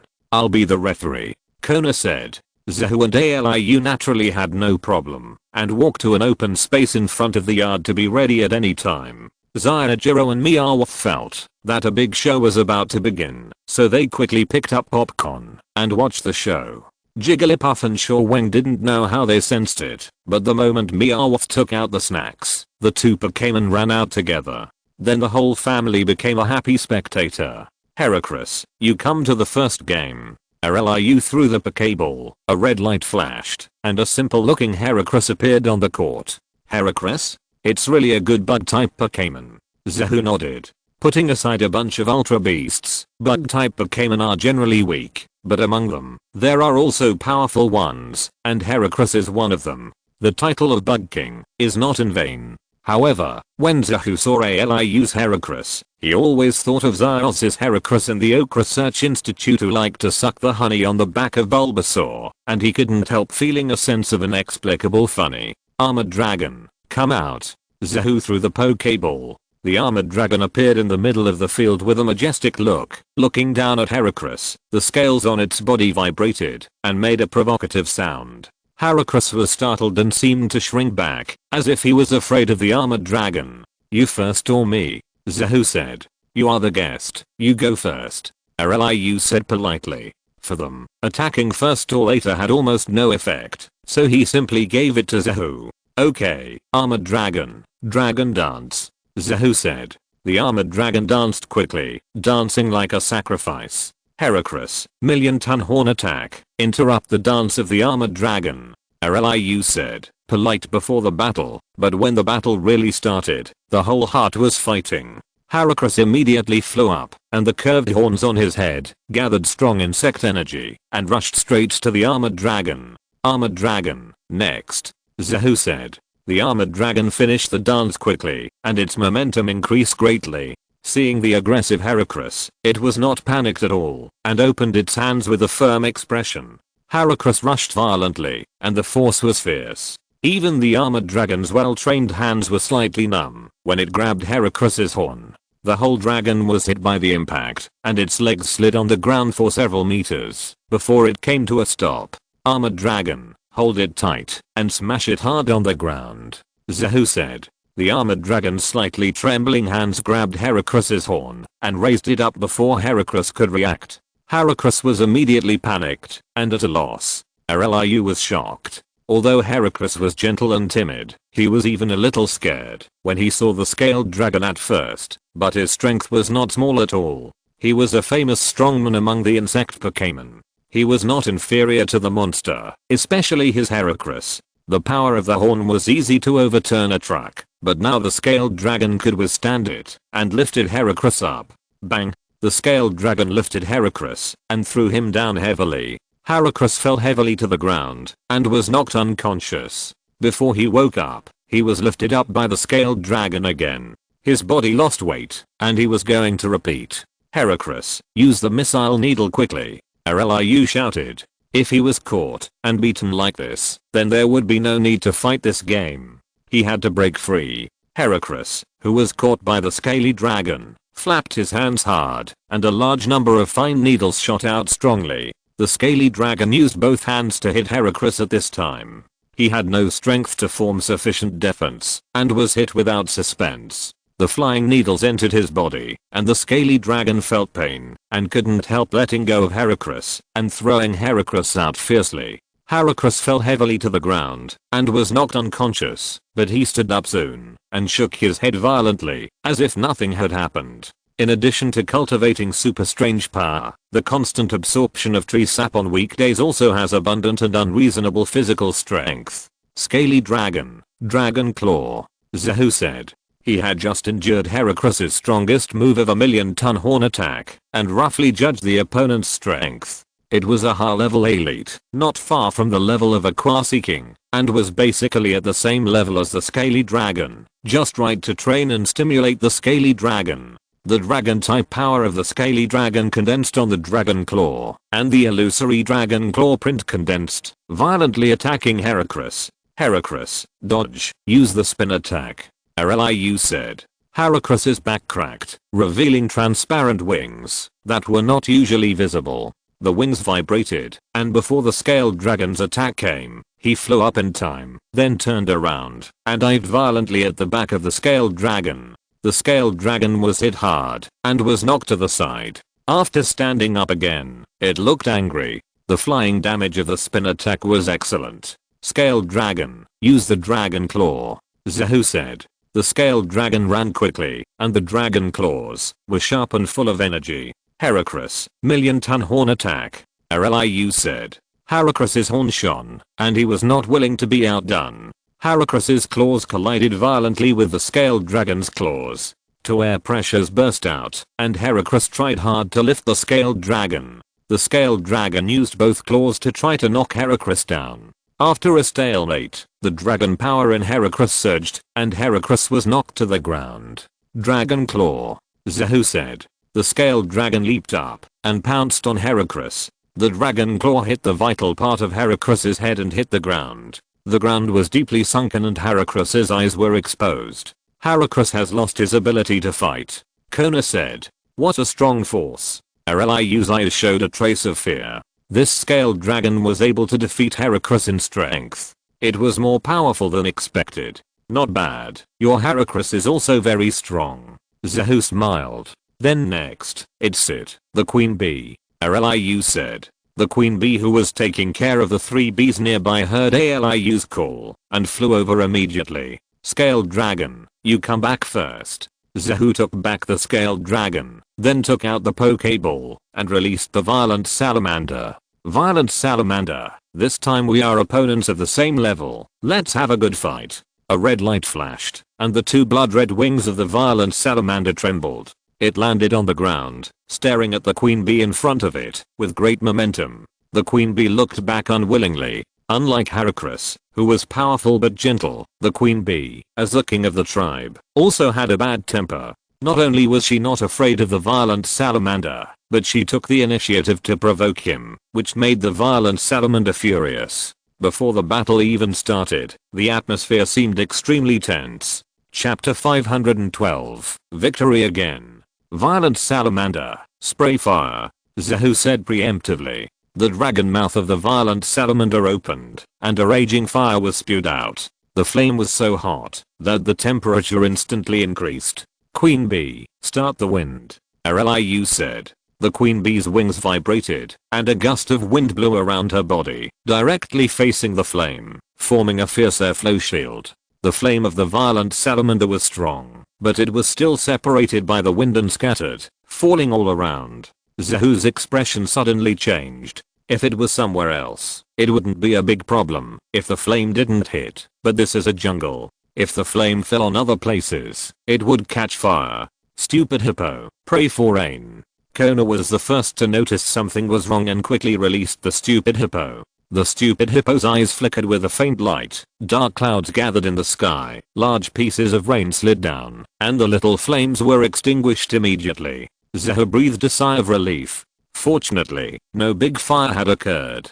I'm sorry, there's something wrong with my choice of battle venue, so your special move can't be used, Rliu said apologetically. Fire-type special moves are excellent against bug-type Pokémon, but because it's a jungle now, fire-type special moves can't be used.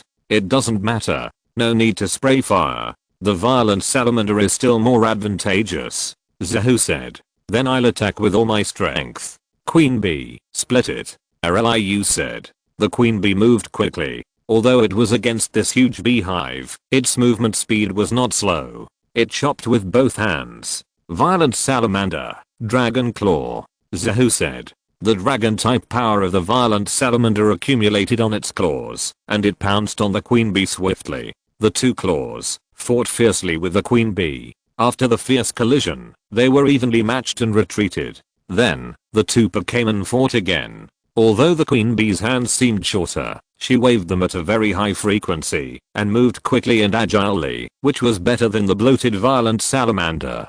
Seizing an opportunity, he used his ultimate move to hit the salamander. The salamander swayed and stepped on the ground, causing the entire ground to shake. Queen bee, power gem. Rliu took advantage of the victory to pursue. Energy gems filled with rock power gathered around the queen bee's body and hit the salamander with force. Salamander, fly up, Zahu said. The blood-red wings behind the salamander trembled, and it flew up suddenly, flying straight into the sky. The queen bee power gem chased after it, but after chasing for more than 100 meters, it lost its power and dissipated. Salamander, dragon god dive, Zahu said.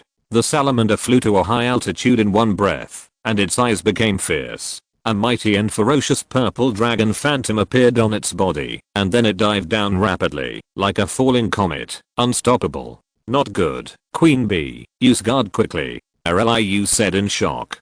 Dragon God Dive is a dragon type ultimate move. Diving down from this height, the power is multiplied several times. If it is hit with the physical strength of the queen bee, it may be directly beaten to lose its combat effectiveness. The queen bee crossed her hands, and a layer of light green light film appeared around her body. The violent salamander dragon god dive fell at a high speed. The purple dragon shadow hit the light film, and a powerful energy wave burst out. The ground was rolling with sand and dust, and a large amount of smoke was raised, directly blocking everyone's sight, making it impossible to judge the situation inside. Queen bee, use the power gem again. Zahu had not yet judged the situation clearly, and did not give a rash order. Rliu was confident that the queen bee's guard had resisted the violent salamander's dragon god dive, so he directly issued an attack order. However, the queen bee's power gem did not explode in the smoke. Rliu showed a shocked expression on his face. Could it be that the dragon god dive just now broke through the guard? In the shock, the smoke cleared, revealing the queen bee and the salamander. However, the two Pokémon did not look very good. The queen bee was confused, as if she had been hit hard and had not woken up. The salamander was no longer so comfortable and looked seriously injured. The queen bee's defense was broken by the salamander's super dragon god dive, so the queen bee was dizzy, but the salamander was not much better. The use of the dragon god dive from a height of more than 100 meters, coupled with the acceleration of gravity, put a lot of pressure on the salamander itself, and the force is mutual. If it had not been really broken just now, the situation just now would have injured the salamander. It is better now, but it is not without side effects. Salamander, are you okay? Zahu said. The salamander shook his head hard to show that he was fine. Okay, Dragon Claw, Zahu said. The newt charged forward suddenly, gathering its dragon power. Its claws hit the queen bee, who was still in a daze, with one claw. It knocked her down and pinned her to the ground. Queen bee, use poison, Rliu shouted. The queen bee, who was somewhat awake, heard Rliu's order and quickly counterattacked, spraying a large amount of purple liquid from her mouth. At this moment, the newt and the queen bee were too close to each other and could not dodge at all. The newt was hit by the poison, and two abnormal purple spots suddenly appeared on its blue face, and its physical condition also declined rapidly. Queen bee, split it. Rliu seized the opportunity and shouted. The queen bee's claws burst out with power, folded and crossed, and lifted the newt. The newt's body vibrated and felt numb, especially because the reaction force of the dragon god's dive was still there, and it felt dizzy, as if it had a bad cold. Very good, that's it. The queen bee uses the power gem, Rliu said. The queen bee burst out with power, and gems made of pure rock power emerged and hit the newt again. The newt was knocked to the side and barely stopped after knocking down a tree. Queen bee, you split again, Rliu said, completely controlling the rhythm of the battle. The queen bee moved quickly, crossed her hands and attacked, intending to completely kill the newt. Newt, Thunderfang, Zahu shouted. Although real battles cannot be exactly the same as in the game, it is a pure turn-based system, but you have used so many moves, do you really think I can't fight back? Dragon Pokémon is a symbol of strength, and it is not fake. The series of attacks from the toxin and the power gem did cause the newt to be seriously injured, but it was such pain, injury, and crisis that allowed the newt to concentrate in the state of toxins. When the queen bee attacked, the newt in the grass suddenly opened its mouth and flashed dense lightning. It bit the queen bee's hands directly. The strong electric current penetrated directly into the queen bee's body along its teeth. The strong electric current burst out and crossed the whole body. The queen bee immediately showed an expression of pain.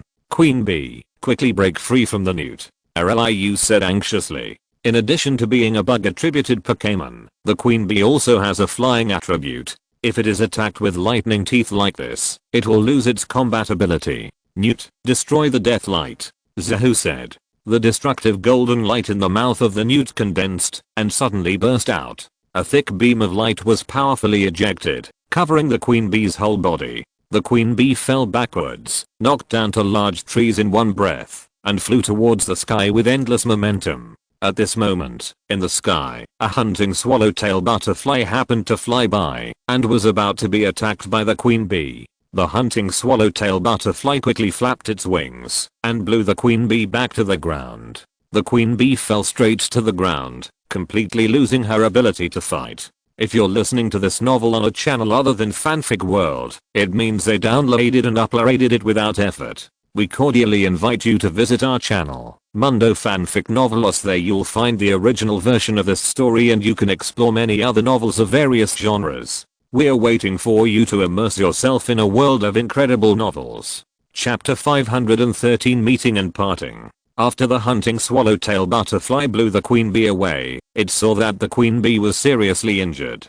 It did not leave immediately, but flew down worriedly, thinking that it was itself that injured the queen bee. Its wings fluttered, phosphorus powder scattered, full of sympathy. It's okay, the queen bee's injury will be healed soon, and it has nothing to do with you. Liu came over and said to the hunting swallowtail butterfly with a gentle face. Butterfly seeing Liu, the hunting swallowtail butterfly showed an excited expression, flapping its wings in joy, as if it had met an old friend. Liu was stunned, as if he had not expected the hunting swallowtail butterfly to be so excited. Staring at the hunting swallowtail butterfly's aqua blue compound eyes, a sense of deja vu emerged in his heart, and a long-lost intimacy came from the hunting swallowtail butterfly. Are you the stingtail insect? Liu said with surprise and a bit of disbelief. Butterfly seeing that Liu finally recognized him, the hunting swallowtail butterfly shouted excitedly.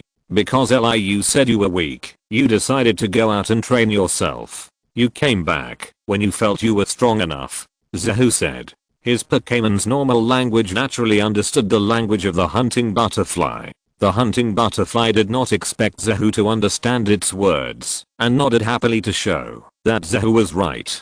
Because of what I said at the beginning. So you went out to train yourself, and evolved into a hunting butterfly. Liu was shocked. He did not expect that the Thorntail would put in so much effort after leaving him. He said guiltily, I'm sorry, it's all my fault. I was too cowardly at the time, so I kept blaming you. Are you still willing to be my Pokémon and fight with me? The hunting butterfly lowered its altitude and flew in front of Liu, saying that it had never blamed Liu. It went out to train hard just to come back and fight with Liu. Thank you. Liu's voice was choked with sobs, with both inexpressible gratitude and deep guilt. Seeing the touching scene of the trainer and Pokémon reuniting after a long separation, Kona and several others showed moving expressions. Kajiro and Meowth, two guys with mysterious tear points, actually cried. The hunting swallowtail fluttered its wings, flew high into the sky, and began to show Liu the special moves it had learned. First, it danced gracefully, with phosphorus powder sprinkled in the sun, exuding a charming luster. The hunting swallowtail seemed like an elegant dancer, exuding amazing charm. Butterfly dance. It moves quickly, elegantly, and agilely. It can participate in the gorgeous competition, and its actual combat power is also good. Zahu commented. Liu nodded and watched the hunting swallowtail's special moves attentively. In fact, he didn't care much about the strength of the hunting swallowtail. In his opinion, how strong could the hunting swallowtail be when it went to the wild to train alone?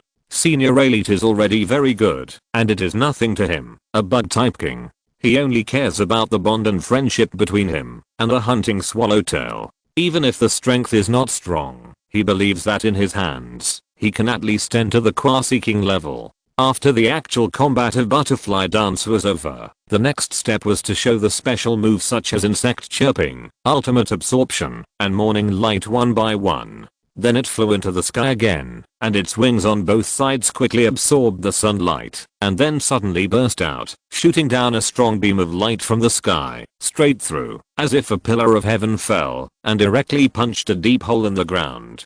Then the hunting swallowtail butterfly flew down happily, dancing in front of Liu, like a child who wanted to be praised by his parents. Zahu and Kona looked at each other, and both saw a trace of shock in each other's eyes. This move of Sunshine Flame was not ordinary amazing. Although it has not reached the level of a king, it is not far away. Moreover, the focus of the hunting swallowtail butterfly's training is not strength, but the agility of flight. Although it is not fast in long distance flight, it is very strong in short distance movement. In other words, if it is well trained, This hunting swallowtail butterfly can reach the level of a king in a very short time. And ALIU, although he is a relatively poor king, he is also a king, and he has his own way of training Pokémon.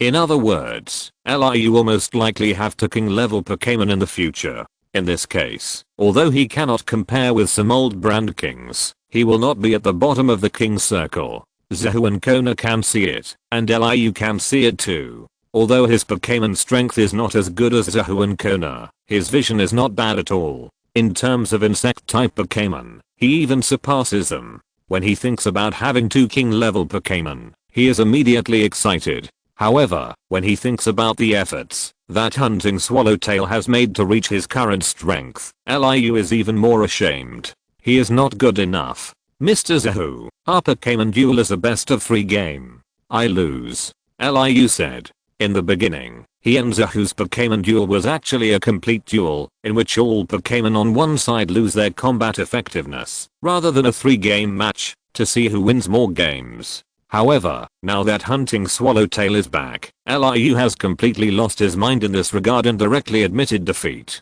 The game is suspended. Let's just consider it a draw, Zahu said indifferently. For such a private game, winning or losing doesn't matter, and Zahu is too lazy to take this victory. LIU nodded, and didn't elaborate on this victory with low gold content. Zahu and his friends did not leave tonight, and stayed directly. LIU is in a good mood now, and has a particularly good impression of Zahu and his friends. In the evening, Zahu and Kona sat on the balcony, to enjoy the breeze and chat, listening to the chirping of insects around. Zahu showed a comfortable smile. LIU's place is really good. The calls of you and Mage and Speaker Cricket are very good. When we retire in the future, we can raise a few in the yard. It sounds good, but if that happens, Zyarksha will never come in the future. Kona said. She is not afraid of insect Pokémon, but she is afraid of insect-like, ugly Pokémon. Speaker Cricket and you and Mage look pretty good. Zahu said. You'll know what it is like after you actually see it. Kona smiled, turning to look at the dark jungle on one side. From time to time, there was a glimmer of light in the jungle. LIU was overjoyed to reunite with the hunting swallowtail. He didn't even sleep at night, and trained all night. If this continues, LIU should be able to have a second king level Pokémon soon. Kona said. Yes, the bug type king can finally have a bug type king level main force. Zahu said. Although ALIU has a king level main force Pokémon, that king level Pokémon is a Dragon King Scorpion, with both poison and evil attributes, but no insect. So it's also a funny thing, that the main force of the bug type king is poison type, comparable to Do. Kona, who was about to have a drink, couldn't help but burst out laughing when he heard this and said, you are just a bad talker. You said that Do is the king of flying type, and Do was laughed at by the king circle for a long time. That's the truth. Do is the king of dragon type in Kanto, but in Johto he is the flying type champion.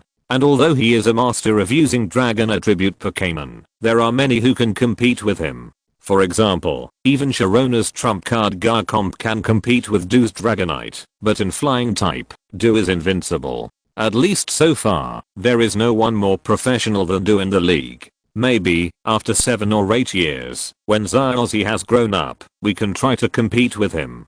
Zahu said. Kona smiled lightly and ignored Zahu. It's an unforgettable experience, to meet your first Pokémon again. What if one day you meet Zapdos and Moltres? Meet them? Zahu had a reverie in his mind and smiled slightly. That must be very interesting. I don't know if they are flying around the world now, or staying on the Thunder Island and Fire Island of the Orange Islands. After finishing the trip here, I will go to the Orange Islands to see them. Okay, let's hold our wedding in the Orange Islands. Speaking of the wedding, Kona's beautiful and fair face couldn't help but blush. Well, let's hold it in the Orange Islands, and the location is Asia Island. Zahu said. Asia Island? Will the 3 mythical birds celebrate together? Kona said. And Lugia. What do you think? We should have a mythical beast wedding. Zahu said. Okay, of course, but will Lugia agree? Kona said. If it doesn't agree, then beat it until it agrees. If we settle in the Orange Islands in the future, let Zyarksha take over the current position of the god of the sea. Zahu said with a hint of arrogance. Okay. Kona smiled sweetly, the evening breeze blowing her hair, looking particularly attractive and beautiful. Chapter 514 Arrival at Shumei City. After sparring with ALIU, ZHIHUI and his group of 4 took an airship and soon arrived at Water Pulse City. Meow Meow looked around and found that there were rivers and bridges everywhere. He wondered, "Boss, what is this place? Why does it look so strange?" Meow. Because Water Pulse City is called a city, it is actually a group of small islands connected by many bridges, and transportation mainly relies on boats. If you don't know the way, you can't get there, even if it's on the opposite side. ZHIHUI said. No way, we have flying Pokémon. Even if we can't find the way, we can fly directly. Meow. Meow Meow said. You are really smart. ZHIHUI smiled. Let's go to the Water Pulse Gym. Kona urged. That's right, let's go quickly. But I hope we can't find the trainer this time. Kajiro muttered. After several people took a boat through several rivers, they finally arrived at the Water Pulse Gym. However, after asking the apprentice of the Water Pulse Gym, they were told that the gym trainer, Mr. Dangwa, was digging for ore and was not inside the gym. Zahu glared at Kajiro fiercely. You are such a bad-mouthed person. You are just like Meow Meow, aren't you? You can't blame me for this. If you want to blame someone, you should blame the gym trainer. He is irresponsible. Why did he go out to dig fossils? He is a steel-type gym trainer, not a rock-type. Kajiro said weakly. It is a tradition for steel-type to dig stones. Don't you see Dago, a steel-type champion, digs stones every day? And, didn't anyone tell you that gym trainer Dangwa is the father of the former steel-type gym trainer Hyota, the former rock-type gym trainer? Zahu said. He was also a rock-type gym trainer. He is so powerful that he can be a gym trainer of 2 gyms in succession. But why didn't he become a rock-type gym trainer and come here to be a steel-type gym trainer? Kajiro said curiously. You ask me this, who should I ask? Maybe he thinks the fossils here are easy to dig. Anyway, like Hyota, he likes to dig stones. Zahu said. So should we wait here, or what? Kajiro said. Just leave your contact information. Why are you just standing here like an idiot? I remember there are some really good snacks here. Let's eat together. Zahu said. Okay, let's eat snacks. I remember the Yokin here in Shumei City is very famous. Kajiro said excitedly. Well, you treat me. Zahu said. Ah, I treat you? Kajiro looked dumbfounded. Why? You always exploit me. I don't have money. Ignoring Kajiro's wailing, Zahu and his group feasted, and finally the Shumei gym received news that Dangwa was back. Zahu and his group were satisfied and went to the gym to challenge again. Only Kajiro looked at his empty purse pitifully, wanting to cry but not tears. Hello, challenger. I'm the gym trainer of Shumei Gym. I'm sorry to have kept you waiting for so long. Dangwa, the gym trainer of Shumei City, said to Zahu when they arrived at the Shumei Gym. It doesn't matter. Gym trainers also have their own things to do. When I went to Steel City, gym trainer Hyota was also digging fossils. Zahu smiled slightly and looked at the gym trainer. He looked to be in his 40s or 50s. Like his son Hyota, he was wearing construction site clothes, thick white gloves on his hands, and even holding a shovel. Oh, you have seen my son. So, you have already got the gym badge from him. Dangwa smiled. Yes, I have. Zahu nodded, looking at Dangwa in front of him, and thinking of Hyota in Steel City. He suddenly wanted to laugh. Hyota, as a son, wears a safety helmet every day, and Dangwa, as a father, holds a shovel every day. They are indeed biological father and son. Okay, since you can beat my son, it means you are quite capable, and not a novice. The gym rules of our gym are the same as those of Steel Temple. 3-3, you can change Pokémon, but I can't. Dangwa said. No problem, let's fight. Zahu said. Okay, come on, Bronze Mirror Monster. Dangwa threw a Pokéball with one hand, and a mirror-like Pokémon floated in the air. Bronze Mirror Monster, Psychic plus Steel, then Scaled Dragon, you come out. Zahu threw the Pokéball, and Scaled Dragon jumped into the field, its scales trembling, and came on stage with its own BGM. Scaled Dragon, a dragon attribute Pokémon. There is no attribute restraint for my Bronze Mirror Monster. Don't you use Pokémon with fire attributes? Dangwa said. No, although the dragon attribute is not advantageous to the steel attribute and the psychic attribute, it is also not disadvantageous. Besides, Pokémon duels are not based on attributes. Zahu said. That's right, Challenger, attack first. Dangwa said. Scaled Dragon, use Dragon Claw. Zahu said Scaled Dragon ran quickly and suddenly ran in front of Bronze Mirror Monster. The power of Lanxi surged, and it slapped Bronze Mirror Monster tyrannically. Bronze Mirror Monster, Iron Wall. Dangwa said. A white light flashed across the Bronze Mirror Monster's body, making it shiny and its defense increased greatly. The armored dragon slapped it with a fierce claw, knocking the Bronze Mirror Monster into the sky, but it did not cause any major damage to the Bronze Mirror Monster. What an amazing defense. Zahu's eyes changed slightly. Although the Iron Wall can enhance defense, it can easily take the slap of the armored dragon, which is absolutely amazing. Of course, I like defense. Dangwa waved the shovel excitedly. Defense is the best fighting method. The Bronze Mirror Monster uses a gyro ball. The Bronze Mirror Monster's mirror body rotated at high speed, fell from the sky, and attacked the armored dragon directly. Armored dragon, dragon tail. Zahu said. The armored dragon's tail shone with a faint golden light, and it violently pulled at the Bronze Mirror Monster. The two collided, and in the end, the Bronze Mirror Monster was pulled out. The defense is very good, but not strong enough. Armored Dragon, Cheyenne Long Meteor. Zahu said. The armored dragon's mouth flashed with golden light, and then it spit out suddenly. The golden energy ball rose into the sky, and then exploded, like fireworks, turning into meteors and falling down. No, the Bronze Mirror Monster uses Iron Wall again. Dangwa shouted. The Bronze Mirror Monster's body was shining, and its defense increased greatly. It faced a meteor energy bomb head on. The energy bomb fell, and the Bronze Mirror Monster was smashed into the ground, raising thick smoke. When the smoke cleared, the Bronze Mirror Monster showed a pair of circular eyes, and it completely lost its combat power. As expected, you are the one who can take the gym badge from my son. You are quite powerful, but attacking alone is useless. Perfect defense will bring perfect victory. Dangwa said. Except for some Pokémon that can't be moved, offense is the best defense. Only sufficient offense can win enough. Zahu retorted.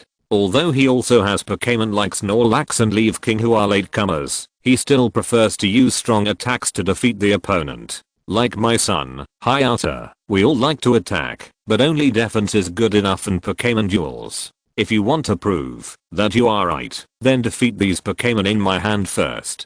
Dangwa threw the Pokéball, and a big Steelix appeared on the field fiercely. Steel Snake, Scaled Dragon, you come back first. I will have a Steel Snake versus Steel Snake. Zahu said. Scaled Dragon looked at Zahu with a wronged face. I just came out and beat Bouquet, and I haven't had enough fun yet. Why are you asking me to go back? There is a Steel Island next to Shumei City. There are a lot of Steel type Pokémon. After you finish here, I will take you there. One will be 10, so you can have a good time. Zahu said. Scaled hearing Zahu's words, Scaled Dragon was obedient and didn't enter the Pokéball. He jumped back by himself and ran to Kona's side to be a baby. Kona smiled and touched Scaled Dragon's little head. He always felt different for this Pokémon that he watched grow up with his own eyes. Okay, come out, Steelix. Zahu threw the Pokéball, and a Steelix that was much larger than Dangwa Steelix appeared on the field, roaring fiercely at Dangwa Steelix in protest. Dangwa Steelix's expression changed slightly. He didn't expect to meet his own kind. He roared back. Zahu Steelix continued to roar. His roar was so loud that it even shook the roof of the gym. He tried to suppress Dangwa Steelix. As the former leader of the Valley of Steel, although he followed Zahu, he was still arrogant. He treated all the Steel Pokémon he met as his subordinates. Now that he met his own kind of Steelix, he had to completely suppress it. Chapter 515, The Battle of Steel Snakes, The Battle of Ideologies. Steel Snake, Earthquake. Zahu launched the attack first. Zahu's Steelix's tail hit the ground hard, and strong earthquake waves spread out in all directions. To be fair, Steel-type Pokémon are indeed very suitable for defensive strategies. Because the Steel attribute can be said to be the best attribute among all attributes, with 10 attribute resistances: Normal, Insect, flying, grass, ice, rock, psychic, dragon, steel, and fairy are all halved, and the poison attribute is completely ineffective. But, unfortunately, the earth attribute just restrains the steel attribute. Steel snake, quicksand hell. Dangwa shouted. Dangwa's Steelix burst out with power, and the entire ground immediately turned into sand, turning into a quicksand vortex collapse, and the powerful earthquake waves that were originally brewing dissipated directly into nothingness. What a defensive skill. Zahu's eyes were full of admiration. He was able to resolve the earthquake attack so cleverly, and he really deserved to be an expert in defense. So perfect defense will bring perfect victory. Dangwa said confidently. Steel snake, you Scientail. Dangwa steel snake rushed into the quicksand hell, its tail shining with bright white metallic luster, and attacked Zahu steel snake. Steel snake, sandstorm. Zahu said. Zahu steel snake's body rotated, and sand and dust surged all over the sky. The quicksand on the ground was quickly swept up, and a huge sandstorm quickly formed. Before Dangwa steel snake's iron tail hit, the whole snake was covered and attacked by the huge sandstorm. The iron tail was directly broken, and the snake was also injured. Zahu's mouth curled up slightly. The quicksand hell did dissolve the attack of the earthquake, but so much quicksand would also be used by the sandstorm. Now this sandstorm can be said to be a super sandstorm. Steel snake, dig a hole. Dangwa responded quickly. Dangwa steel snake twisted his body. Although this super sandstorm was powerful, it was not a big deal for it. A guy with an innate physical defense race value of 200 points and attribute resistance. With a sudden thrust, the upper layer of the land, which had already turned into quicksand, was almost unobstructed. Steelix quickly drilled into the ground, completely avoiding the sandstorm of Zahu's Steelix. Steelix, dig a hole. Zahu used the same tactical command. Zahu's Steelix quickly went underground and fought with Dangwa's Steelix. The two Steelixes fought underground like two dragons, causing the soil to roll and the sand to surge. Zahu and Dangwa could not see the situation underground clearly and did not dare to give orders at will. However, the two were full of confidence in their Pokémon, confident that they would win in a fair environment even without their own orders. In the underground battle, the trainer does not intervene at all. This does not test the level of the trainer at all.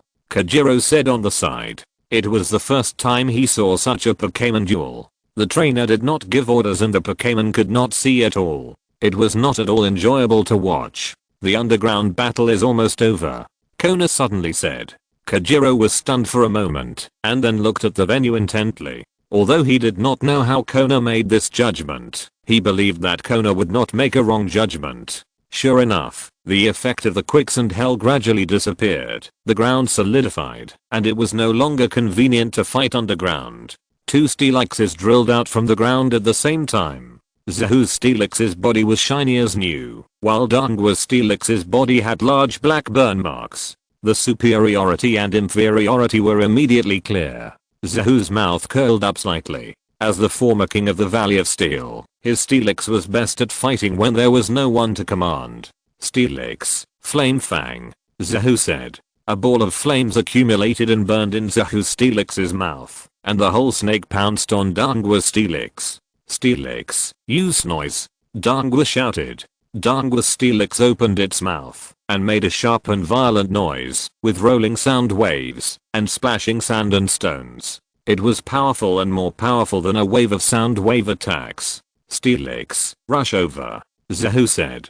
Zahu Steelix rushed forward fearlessly. Although Dangwa Steelix's sonic waves were powerful, they did not cause any serious damage to Zahu Steelix's body. Back in the Valley of Steel, Zahu Steelix was hit several times by Zyos's Cold Turtle's jet flames. It was a fantasy to want to hurt it with such sonic waves. He suddenly approached Dangwa Steelix and bit it hard. The flames burned, and Dangwa Steelix roared in pain. After struggling for several times, he fell down and fell to the ground, completely losing his ability to fight. Even my Steelix is no match. Dangwa showed a shocked expression on his face for the first time. The same Pokémon was defeated by him, which was indeed a big blow. However, as a veteran gym trainer with rich experience, he quickly adjusted his mood and looked at Zahu and said, "You are indeed very strong, But if you want to prove that your philosophy is right, then you have to defeat this Pokémon of mine.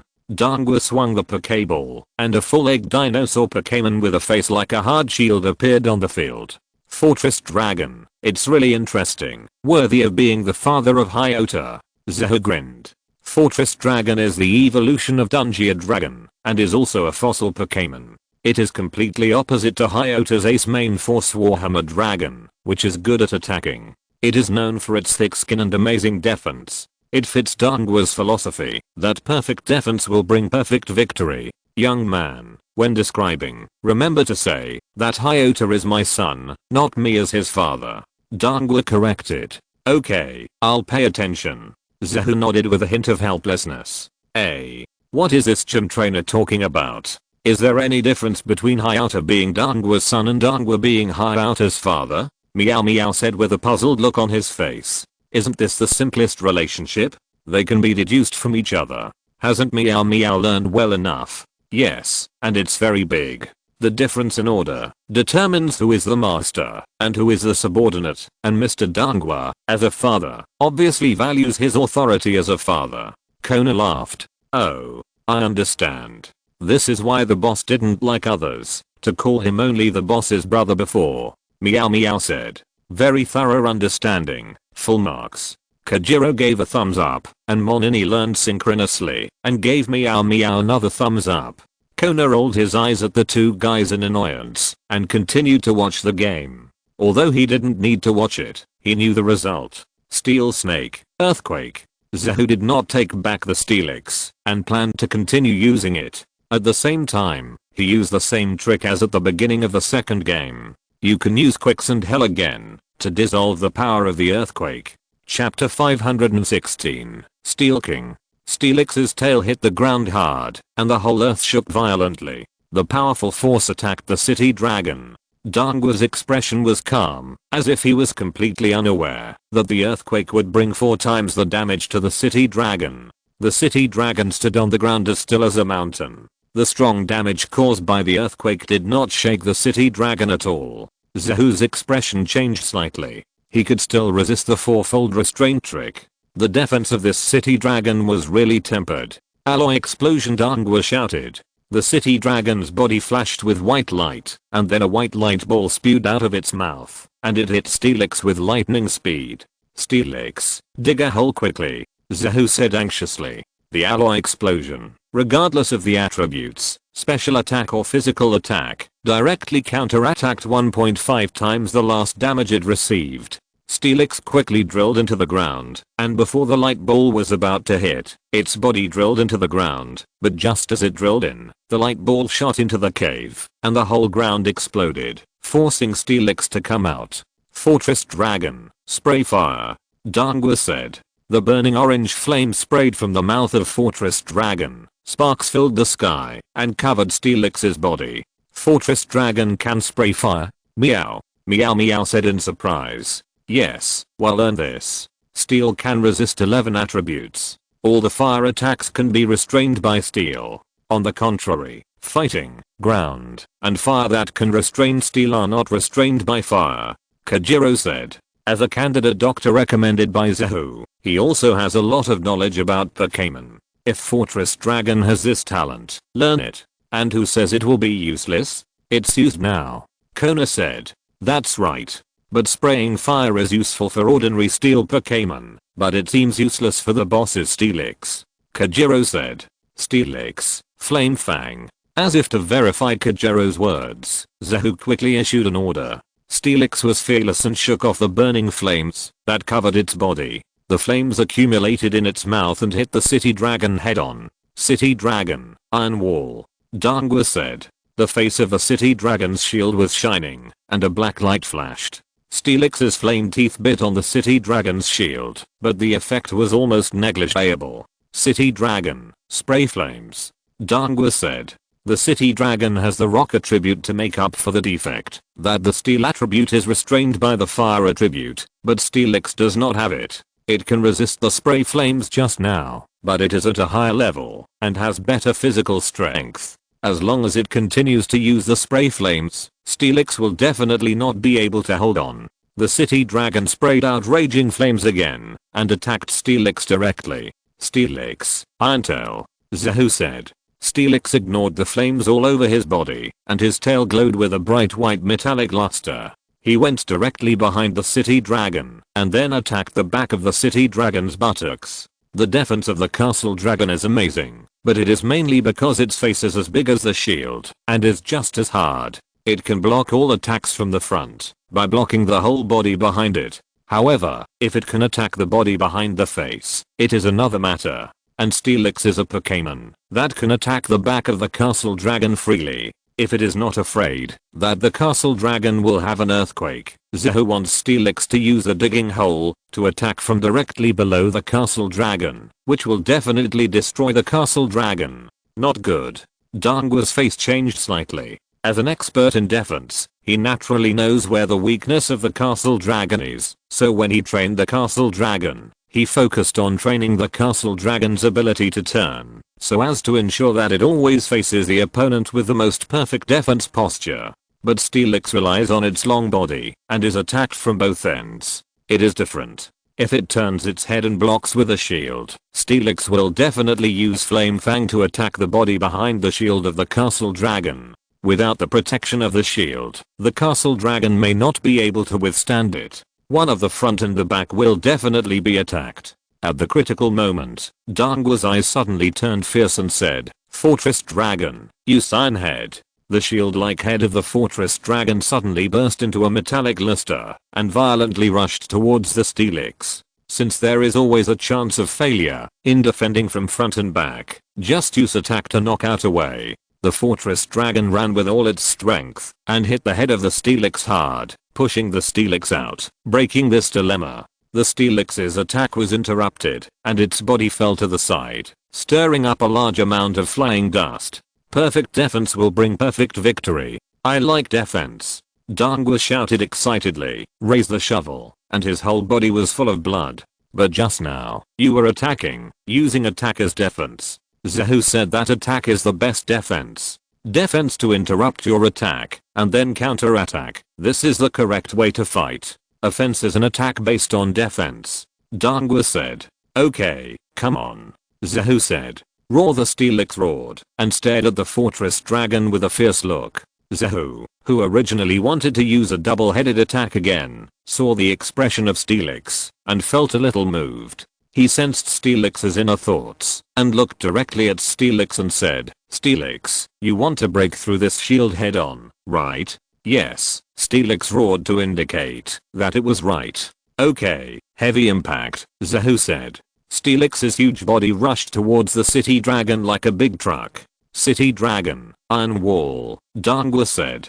The city dragon's shield-like head burst into light and resisted the impact of Steelix head on. With a bang, Steelix's attack failed and its body retreated. The city dragon was also forced to move back. Before it could react, Zahu's voice sounded again. "Steelix, heavy impact." Steelix rushed with more force than before and collided violently with the city dragon, like Mars hitting the earth. "City dragon, iron wall, take it all. Defense is invincible. I love defense." Dangua shouted.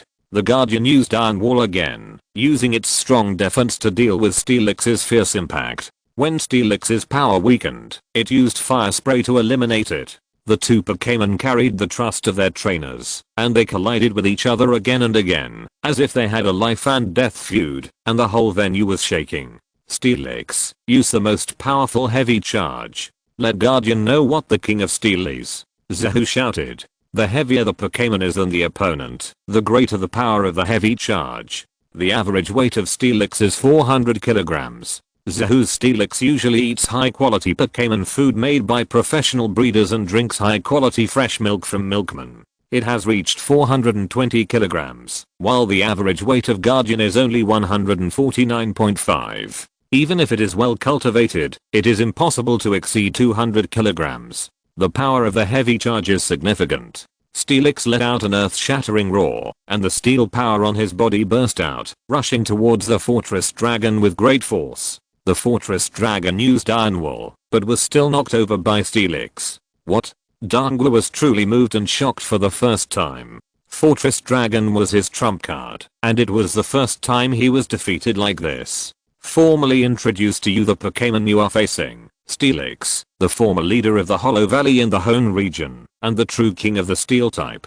Zahu said seriously. Steelix stared at Dangua and Fortress Dragon with fierce eyes, and said, the king is me. As long as I'm alive, you are just my subjects after all. Fortress Dragon, use Jet Flame. Although Dangua was very shocked, the game had not yet reached the last moment, and the outcome would not be known. This Jet Flame hit, and the outcome was still unknown.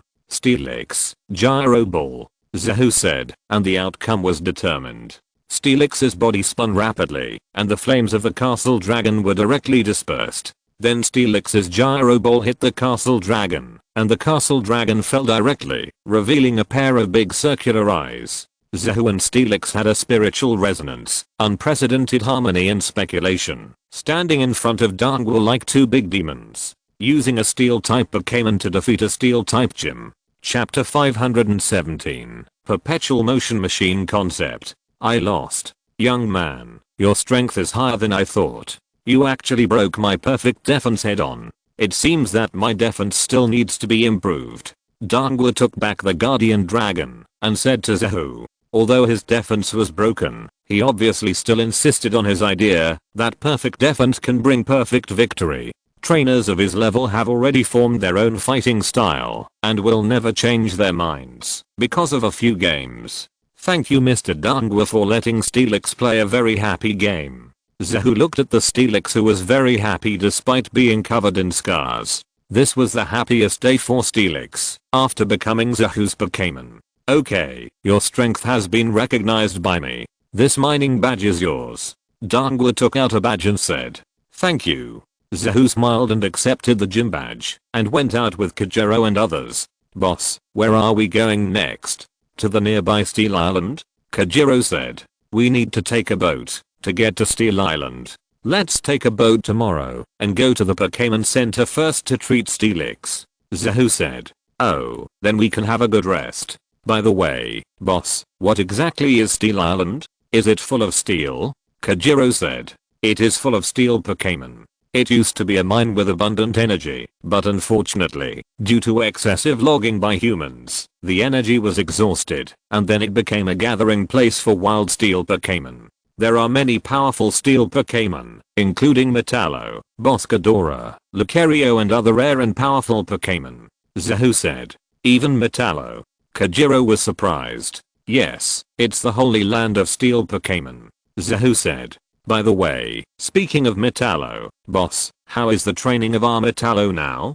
Kajero said. It is improving rapidly. According to Mr. Dangbo, it is about to evolve into Metagross. Zahu said. It's going to evolve. It will definitely become stronger after it comes back. Kajero sighed. Yeah, so you should improve your strength quickly. Don't always get rejected in the second round of review. Zahu said. It was that time in Town. I lost to someone I didn't know. Kajero argued. What about losing to someone I know? Xiaoguang, Xiaoxia? Zahu said. Kajero tightened his neck, indicating that he didn't want to talk. Back to the Pokémon Center, handed the Pokémon to Miss Joy for treatment, and then contacted home. However, after the communication was connected, it turned out that Professor Oak's face appeared on the screen. Teacher, why is it you? Zahu said in surprise. It's because you don't communicate with me every day. If I don't come to your mother's place to stay, how can I find a chance to contact you? Professor Oak said angrily. Ah, is there? Zahu pretended to be stupid. When was the last time he contacted the teacher? A month ago? 2 months ago? Who can remember? Stop talking nonsense. Is Rotom still there? Professor Oak said. Rotom, why are you asking this? Zahu asked curiously. Why are you asking? You little brat, you have something good, but you didn't tell me. You studied it with Yamanashi first. It was only when I was communicating with Xiaoxi that I found out that you had already developed the Rotom Pokémon. Professor Oak said with a little exasperation. That wasn't the time, teacher. You are in Kanto, too far away. I don't want to bother you. It's just a small matter. Zahu said. What small matter? It's related to the research of Rotom. How can it be a small matter? Professor Oak said.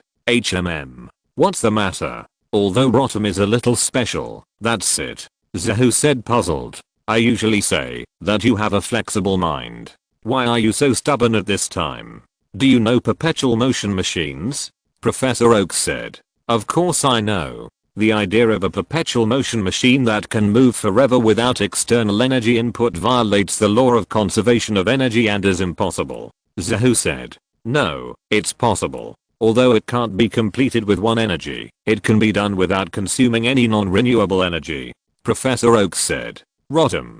Zahu said in surprise. His imagination was not big enough this time. Energy is always an unavoidable topic in the development of human society. Oil and other energy sources are precious, but non-renewable and will run out one day, so humans work hard to study renewable energy. Rotom can sneak into any machine and control it freely, without the need for other energy sources, because Rotom itself is energy. Of course, Rotom also needs to replenish energy, but Rotom's energy source is electricity, and there is a kind of creature in this world called electric Pokémon, whose electricity is inexhaustible. If the research is appropriate, many energy problems can be solved. That's right. Do you know why Rotom is rare? Professor Oak said. Because they are all gathered together for research. Zahu said. Of course, although the idea of using Rotom to create a pseudo-perpetual motion machine has not been fully realized, the research on Rotom is very important. And your current discovery, if controlled well, artificial intelligence can be emitted. Professor Oak said. Damn. Development really depends entirely on Pokémon. Zahu said. Even artificial intelligence is going to be saved. Are you so awesome? Isn't artificial intelligence more harmonious and obedient? Do you think artificial intelligence is not useful? This world itself is owned by humans and Pokémon.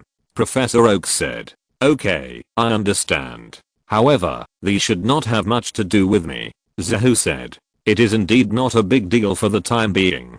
Professor Oak said. That's it. I apply for a patent for the illustrated Rotom, and then run it as a business. There is no problem, right? Zahu said. No problem, but can you have a large number of Rotom? Professor Oak said. We are in the process of discovering it. Once we find it, we can breed and reproduce it artificially. Okay. Zahu said. So how many are there now? Send me one. Professor Oak said bluntly. Okay, no problem. I'll call and ask later, and then ask them to send one to you, teacher. Zahu said. Okay, wait for you. I'm leaving first. Professor Oak left neatly. Zahu rolled his eyes, but didn't mind at all in his heart. After all, without Professor Oak, there would be no him now. Just thinking about the idea of perpetual motion machines, Zahu couldn't help but shake his head and sneer. The humans in this world are really creative. After calling Hones Beacon and others in the evening, Zahu temporarily put the matter aside. The next morning, Zahu and his party took a boat to the Steel Island. Looking at the steel Pokémon that could be seen everywhere on the island, Zahu showed a sinister smile on his face and threw the Pokéball. Steelix, Parasaurolophus, and Scutasaurus appeared together. Are the Pokémon on the island ready to be massacred? Chapter 518 The Mysterious Base of Iron Island. Roar roar roar, 3 earth-shaking roars erupted on the Steel Island. Steel Snake's steel power surged and burst out, causing earthquakes. It slaughtered a group of steel Pokémon. Iron Tail shook and knocked down a group of steel Pokémon. At this moment, the King of Steel Valley returned. Parasaurolophus had a resolute expression, and in his powerful fists, he absorbed the surging power of each punch. Although he was not the strongest among the three, he was the most determined among the three. He bravely and fearlessly rushed towards a group of steel Pokémon, punching one by one without mercy. Scaled Dragon was the most talented among the three Pokémon, and was also the most ferocious in a fight. Although the life gem in his body had not, and could not be completely absorbed, the little bit of gentle power that was revealed, gave Scaled Dragon physical strength and recovery ability far beyond that of ordinary people. As long as he was not killed, he would be able to recover vigorously the next day, and he felt very happy. After knowing Scaled Dragon's feelings, Zahu didn't know whether to cry or laugh. Such a character can allow Scaled Dragon to seize its once-in-a-lifetime opportunity and quickly become stronger, but it seems a bit far-fetched to raise a dragon with a REM temperament. Eevee, dig a hole. On the other side, Kona was also training Eevee. She only captured this one Pokémon since she came to SYNOPSIS, so she would not be careless in training. Although it cannot learn ice type moves because it has not evolved into a glacier, this does not affect Eevee's strength at all. Only Meowth and Kajero seemed to be on a different channel from Zahu and Kona, standing aside and watching boredly. Kajero, don't you train Pokémon? Meow. Meowth said. If I go to train, wouldn't you be bored? I'm concerned about you. Kajero said. You are afraid that you can't beat these Pokémon. Meowth had an expression of seeing through. Humph. Kajero snorted arrogantly, indicating that he didn't want to pay attention. Then, after Kajero and Meowth discussed it, he quietly slipped away with Nuke, Jigglypuff, Goron, Monini, Windbell, and Mew. These Pokémon are too fierce. They can't be defeated. Zahu glanced at the movements of several people. He knew their behavior very well, but he didn't mean to stop them. These two guys are not suitable for serious training. Let's have fun. Anyway, with Jigglypuff and Mew, there will be no danger. He put his mind on the scaled dragon. There are many elite Pokémon on the Iron Island. After slaughtering the island, it should be able to evolve into a staff-tailed scaled dragon. Kajero and Meow Meow and a group of friends were playing around on the Iron Island. Occasionally, they encountered a few powerful steel Pokémon attacking them. Mew sent a telekinesis and fell down one after another. Everyone was playing and joking and didn't know where to go. Suddenly, they heard a series of air vibrations. They looked up and saw a group of Zubat flying in the sky. The sound was urgent and the flying posture was flustered, as if they were being chased by someone. Kajero and Meow Meow couldn't help showing curious expressions. They looked at each other and smiled badly. Let's go and take a look. A group of friends happily moved towards the direction where Zubat left. Not long after, a huge factory-like building appeared in front of Kajero and his group. Is this an abandoned factory? Kajero asked curiously. Judging from the appearance and layout, it should be an abandoned factory. Many buildings and facilities are dilapidated, but there are unknown how many advanced equipments are inside and outside the factory, not to mention some people who are fully armed and patrolling with advanced high-tech weapons. It should be that outsiders have occupied this place, but I don't know who they are. Meow. Meow said. Why don't you build a place for yourself? You have to come to this kind of wasteland in the wilderness and the abandoned factory that no one wants to study. You are definitely not a good person, and what you do is definitely not a good thing. Kajero said qualitatively. That's right, it's definitely not a good thing. So as messengers of justice, should we take action? Meow. Meow Cat Eyes said excitedly. When you encounter curious things, just go over. If there is danger, Dream has telekinesis and Jigglypuff sings. If it doesn't work, there is still the boss. Don't panic. At this moment, the two of them sneaked towards the factory. The group of guys were not good at other things, but they had reached the maximum level in stealth without any instruction. They sneaked past and actually passed through the layers of protection outside and reached the inside of the factory. Be careful. Seeing two researchers in white coats walking by, Kajero called out carefully and hid his body tightly behind the wall of the corridor. The two researchers in white coats did not notice Kajero and his friends at all. Perhaps they thought that this base was heavily protected and there was no danger, so they walked and talked to themselves. Girakara's bone stick was found in the black gold carbon pit in Steel City. If it is confirmed to be related to the super ancient times, our research can go further. One person said. It's a pity that Kanto didn't cooperate with us. Otherwise, Kanto would have the most relics of super ancient Pokémon. Another person said. Fortunately, the Sinnoh Alliance agreed to cooperate with us. Otherwise this research would not be possible. Even if there was no Sinnoh Alliance, it would be easy for us to study the power of ancient Pokémon with our strength. There are many traces of ancient power in each continent. This is different.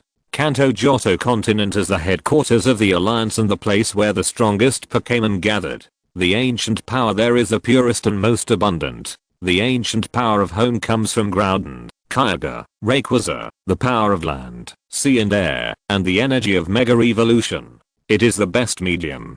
Sinnoh has the power of legends and myths. The power of the diamond soul and the white jade soul is the oldest and closest to the origin. So that's how it is. However, no matter how difficult the problem is, we will eventually overcome it. When we master these ancient powers, the strength of the alliance will increase greatly. The two people left here, talking and laughing.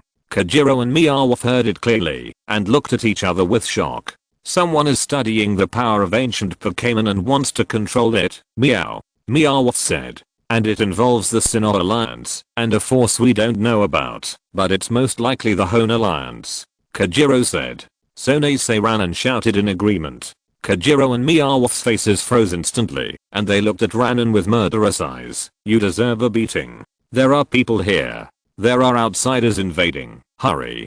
Before Kajiro and Meowth could remedy the situation and move their positions, a series of alarms and shouts sounded outside. Get out, get out.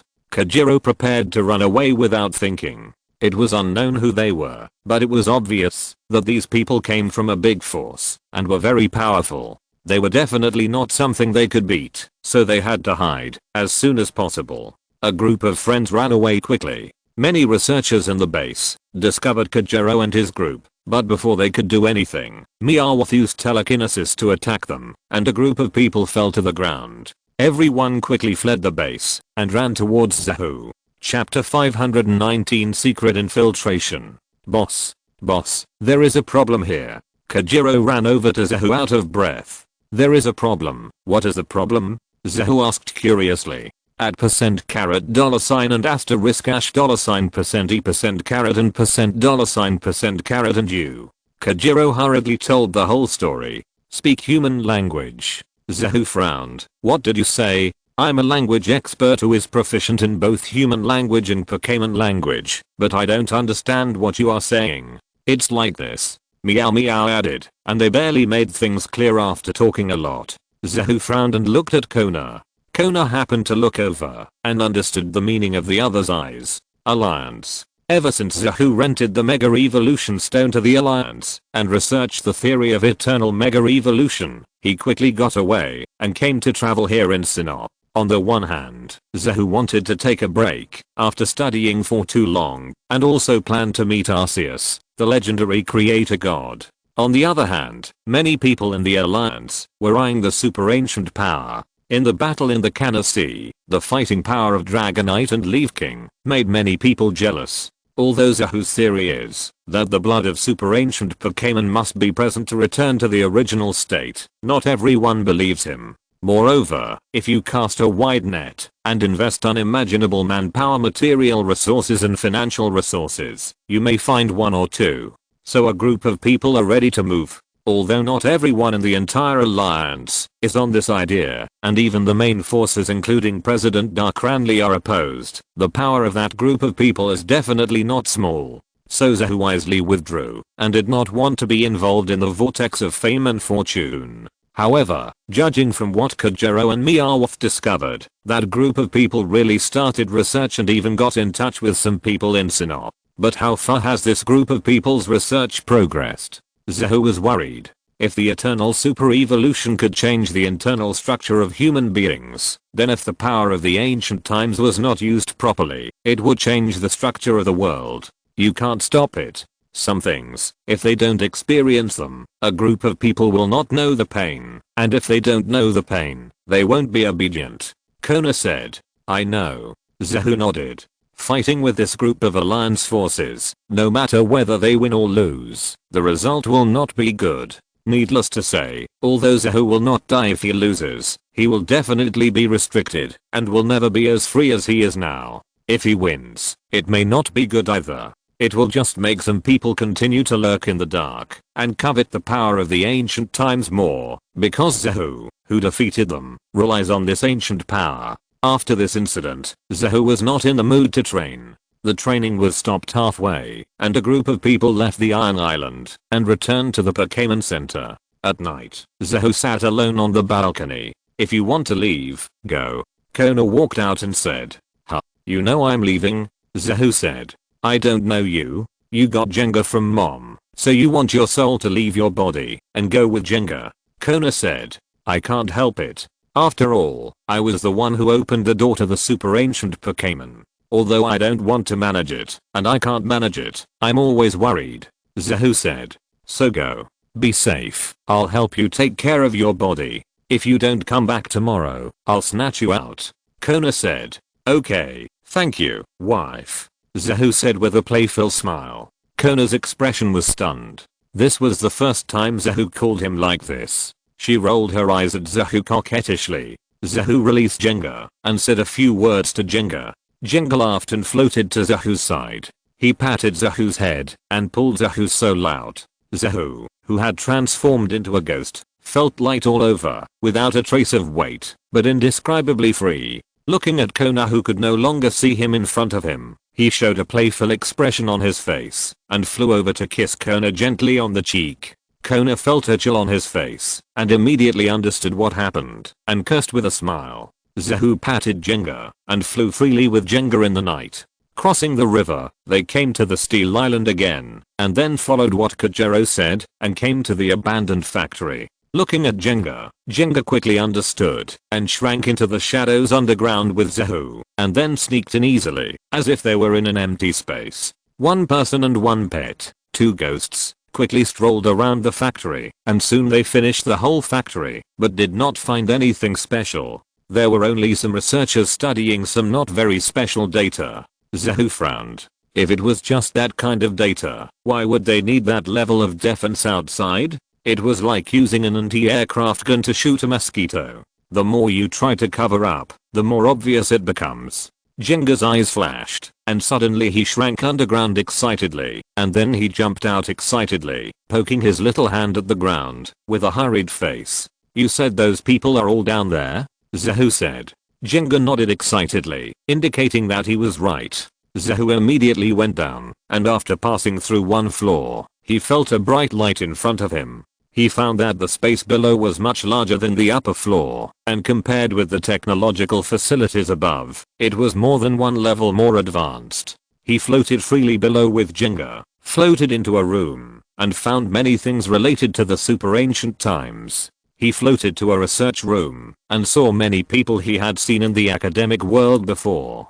Dr. Yukimura, Dr. Ikahama, Dr. Kanzuki, Dr. Inuma. They are all top doctors in the region. 2 in Hone, 1 in Johto, and 1 in Sinop. Although their reputation, status, and research contributions are not as good as those of Dr. Oak, Dr. Yamanashi, and Zahu, they are also good at their own fields. In some aspects, Zahu is inferior. Is Kanto not willing to give in at all? Dr. Yukimura said, looking at the data in front of him. You know what kind of personality Dr. Oak has. If he doesn't give in, who can come in? Dr. Ikayama said. That's right, but the research in Kanto is crucial, and some aspects cannot be avoided. Guanayu, you should contact the Yulan family to see if they can find information from Kanto. After all, Kanto City is not a separate family, and the Yulan family is very important in Kanto City. Dr. Zukan said. There is no way. Not everyone agrees to carry out this plan. Many people are more optimistic about the super evolution plan. They think that, since the ancient civilization has been dormant, let it sleep forever, and there should be no other changes. They are more inclined to the research of eternal super evolution. Dr. Guanayu said. He is a doctor, provided by the Yulan family, and serves the Yulan family. Old and decadent concepts. How strong can eternal super evolution be? Compared with those Pokémon in the ancient times, let alone eternal super evolution, even these so-called mythical beasts now, how many can compete? Zukan sneered.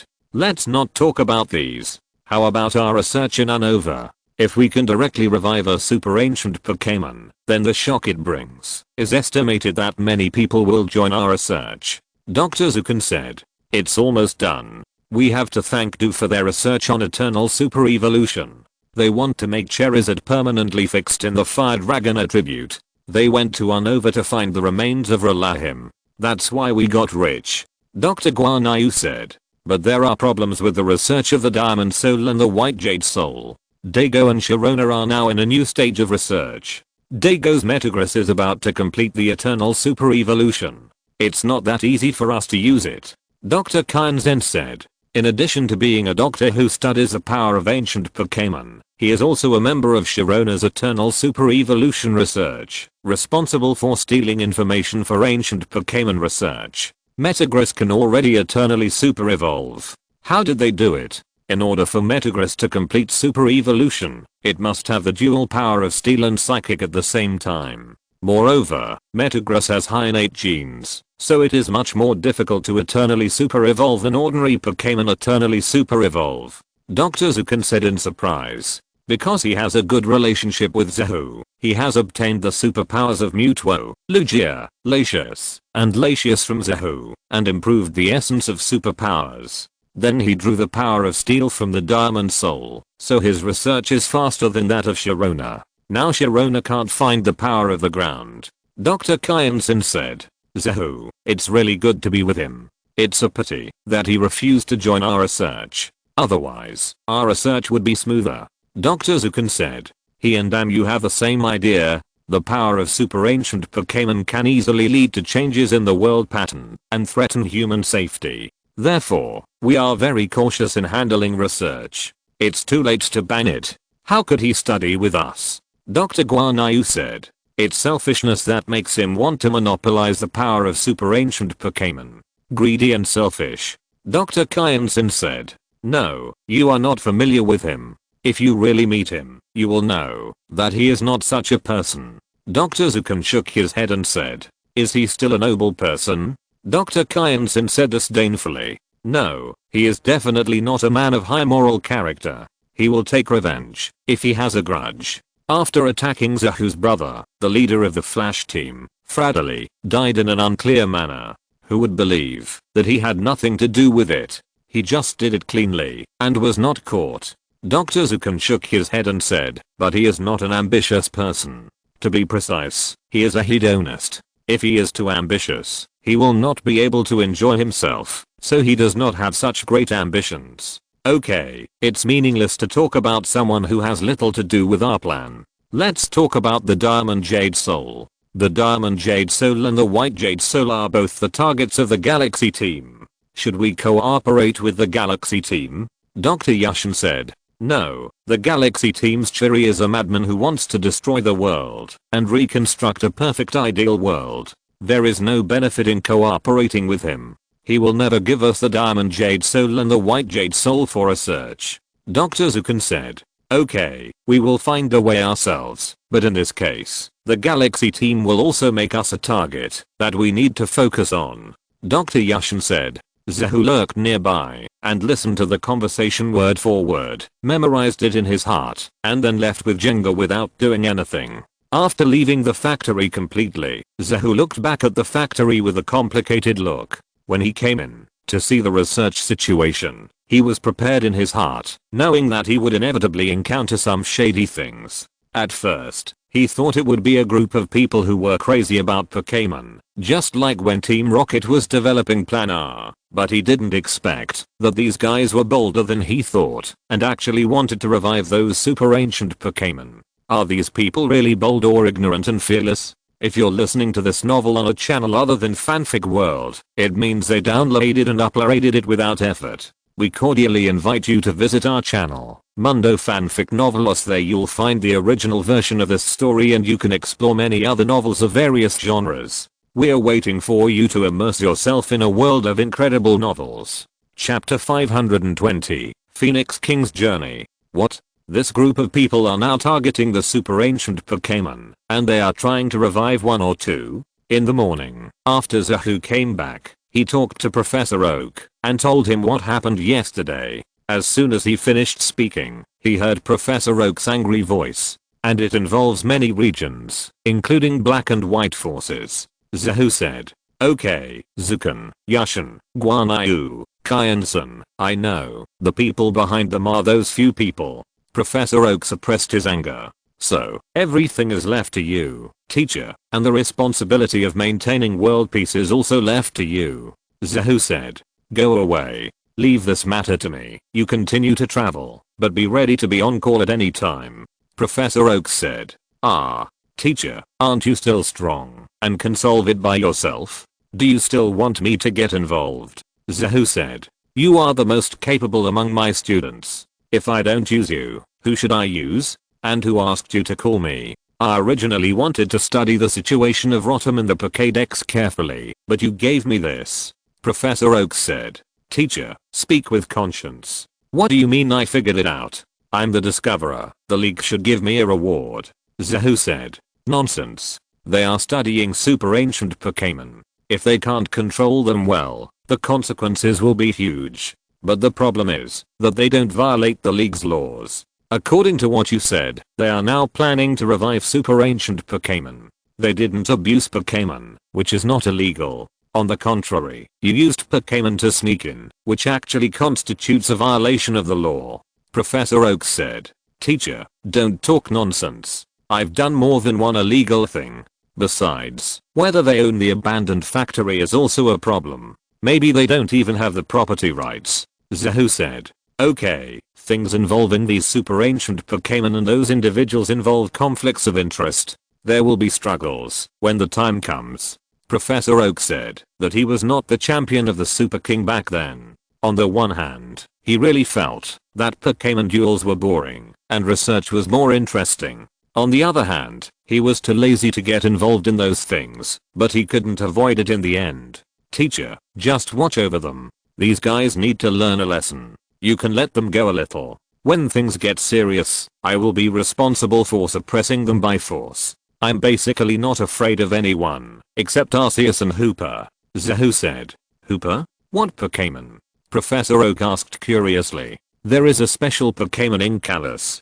Do you want me to send the information to your email? Zahu said. No, let's do this for now. Don't worry about this for now. I will solve it. If I need you, I will call you again. Remember to come at any time. After saying this, Professor Oak hung up directly. Zahu put away his phone in a bad mood. The matter is solved. Kona said. I guess so. At least it has nothing to do with me for a short time. Zahu said. Then let's continue the journey. The next place is Pallet Town. There is also a gorgeous competition there. You and Kajero should prepare more. Kona said. Okay, then. Zahu was about to say that he was going to leave when he suddenly felt a burning sensation on his back. He quickly opened his backpack and took out a fiery red feather. The wings of the Ho-Oh. Kona was surprised. How could they suddenly glow? The Ho-Oh is nearby and it seems to want to find me. Zahu said. Why would it come to Sinop? Kona was puzzled. How should I know? Maybe it plans to settle here. Zahu said casually and then released Entry. Do you know where your parents are? Entry sensed something and called to Zahu, then ran quickly in one direction. As the messenger of the Ho-Oh, it has a strong sense of the Ho-Oh. As long as the distance is not too far, it can run to it by instinct. Zahu threw the Pokeball and released Lugia, then took Kajero and Meowth with him, and Kona released his own Articuno and followed Entry. Entry rushed all the way. Its life was given by the Ho-Oh. In its heart, the Ho-Oh is always the most sacred and important existence. Zahu sat on Lugia and flew all the way to a small hill. The first thing that caught his eye was a group of 3 shining holy beasts. Zahu was secretly shocked. Only the Ho-Oh could have the 3 shining holy beasts as guards. The 3 shining holy beasts felt the fluctuations on Lugia and were about to attack, but they felt the power of the Ho-Oh on Zahu and calmed down the surging power. Here it comes. A voice sounded, and Zahu looked up and saw the top of the mountain. In the sky-high flames, the Ho-Oh was proud and looked like the supreme king in the flames. Here it comes. Zahu let Lugia descend and looked up at the Ho-Oh. Among all the mythical beasts he met, he was most grateful to the Ho-Oh. Not only did he send the Flame Emperor, but he also gave him an extra life. However, every time he saw the Ho-Oh's appearance, he had an urge to ask the Ho-Oh to have plastic surgery. After all, your name also has the word Phoenix, okay? Are you looking for me for something? Zahu said. Last time you said Alola was good. What is the situation in Alola? Are there any powerful guardian gods? Are there any disgusting humans? The Ho-Oh looked at Zahu and said. You're asking me this question all of a sudden. Have you been to Unova and Kalos and found both regions unsuitable, so you plan to choose a new place? Zahu said. Yes, I went to Unova and Kalos successively. Those two places are almost the same as Johto, or even worse than Johto. Especially the plasma group in Unova is just like the group of people back then. They wanted to capture me and enslave me. I gave them a sacred fire and they stopped. Feng Wang said.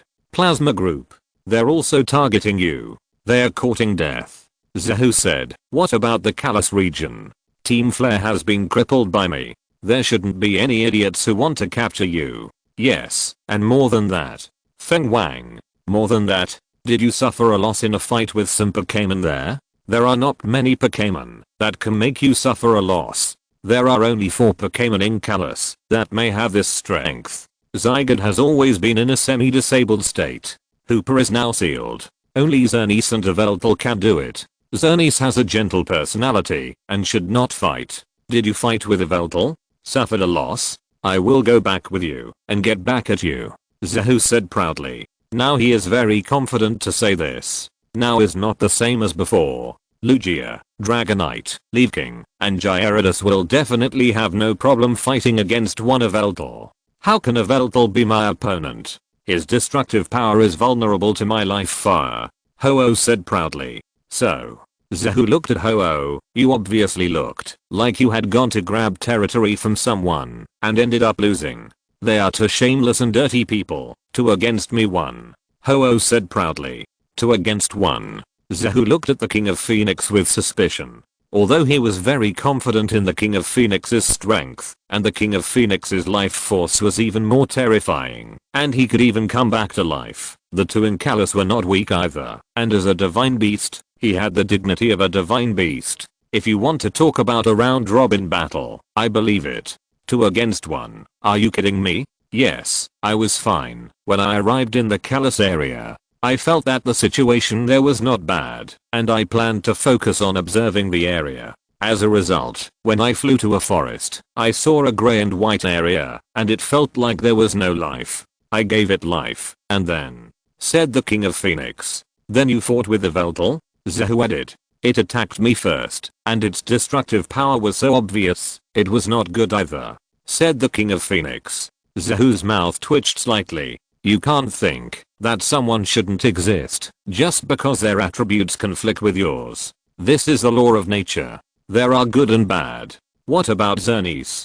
Its attributes are very close to yours. Zahu said. I was fighting Yveltal, and then I accidentally burned a forest, and then it came out. Feng Wang said lightly. Zahu rolled his eyes at Feng Wang without leaving a trace. He set his house on fire, and you still don't allow him to hit you. Besides, setting fire to the mountain will result in life imprisonment. It's good that you can come back now. Chapter 521. Battle of the Scaled Dragon. What are you thinking about? The King of Phoenix felt something was wrong and stared at Zahu. No, I was thinking about Alala. The people of Alala are simple and honest, and there will definitely be no one who wants to destroy the world. Besides, your guardian god of Alala will not drive you out. Zahu said. The people of Alala are simple and honest, said the King of Phoenix. Yes, the people are simple and honest, and they respect nature. The biggest custom is sharing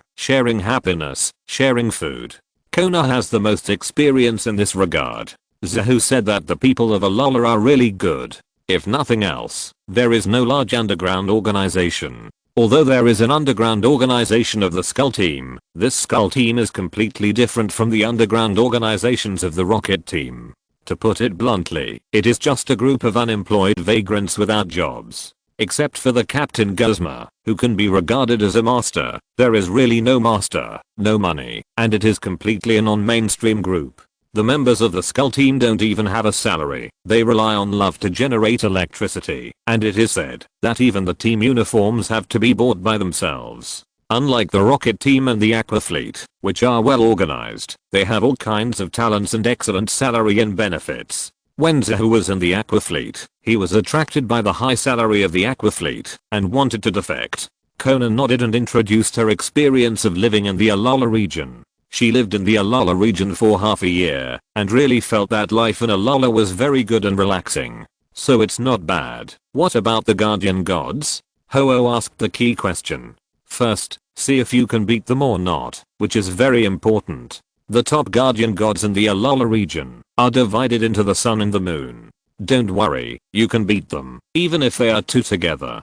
Zehu affirmed. The first level gods of Alola are Solgalea, who represents the sun, and Lunala, who represents the moon. In general, whether 2 against 1 can beat Ho-Oh, Zehu tends to be able to beat him, but Zehu notes that this is not a general situation. In the animation, not long after Zyozzy arrived in Alola, the 4 guardian gods gave Cosmog to Zyozzy to raise. Then Cosmog evolved into Solgalea later. In the animation, there is only one Solgalea, so it is obvious that Solgalea is the same as Ho-Oh. There is only one in each generation. And the next Solgalea is about to be born, proving that the current one is not far from death. I can take both together? Ho-Oh looked at Zehu, and he himself was a little unconvinced. I think so. But if you go over and have a good talk with them, I don't think they will fight you. After all, the Alola region is special, and the main danger is actually the Ultra Beasts in the Ultra Space. Zehu said.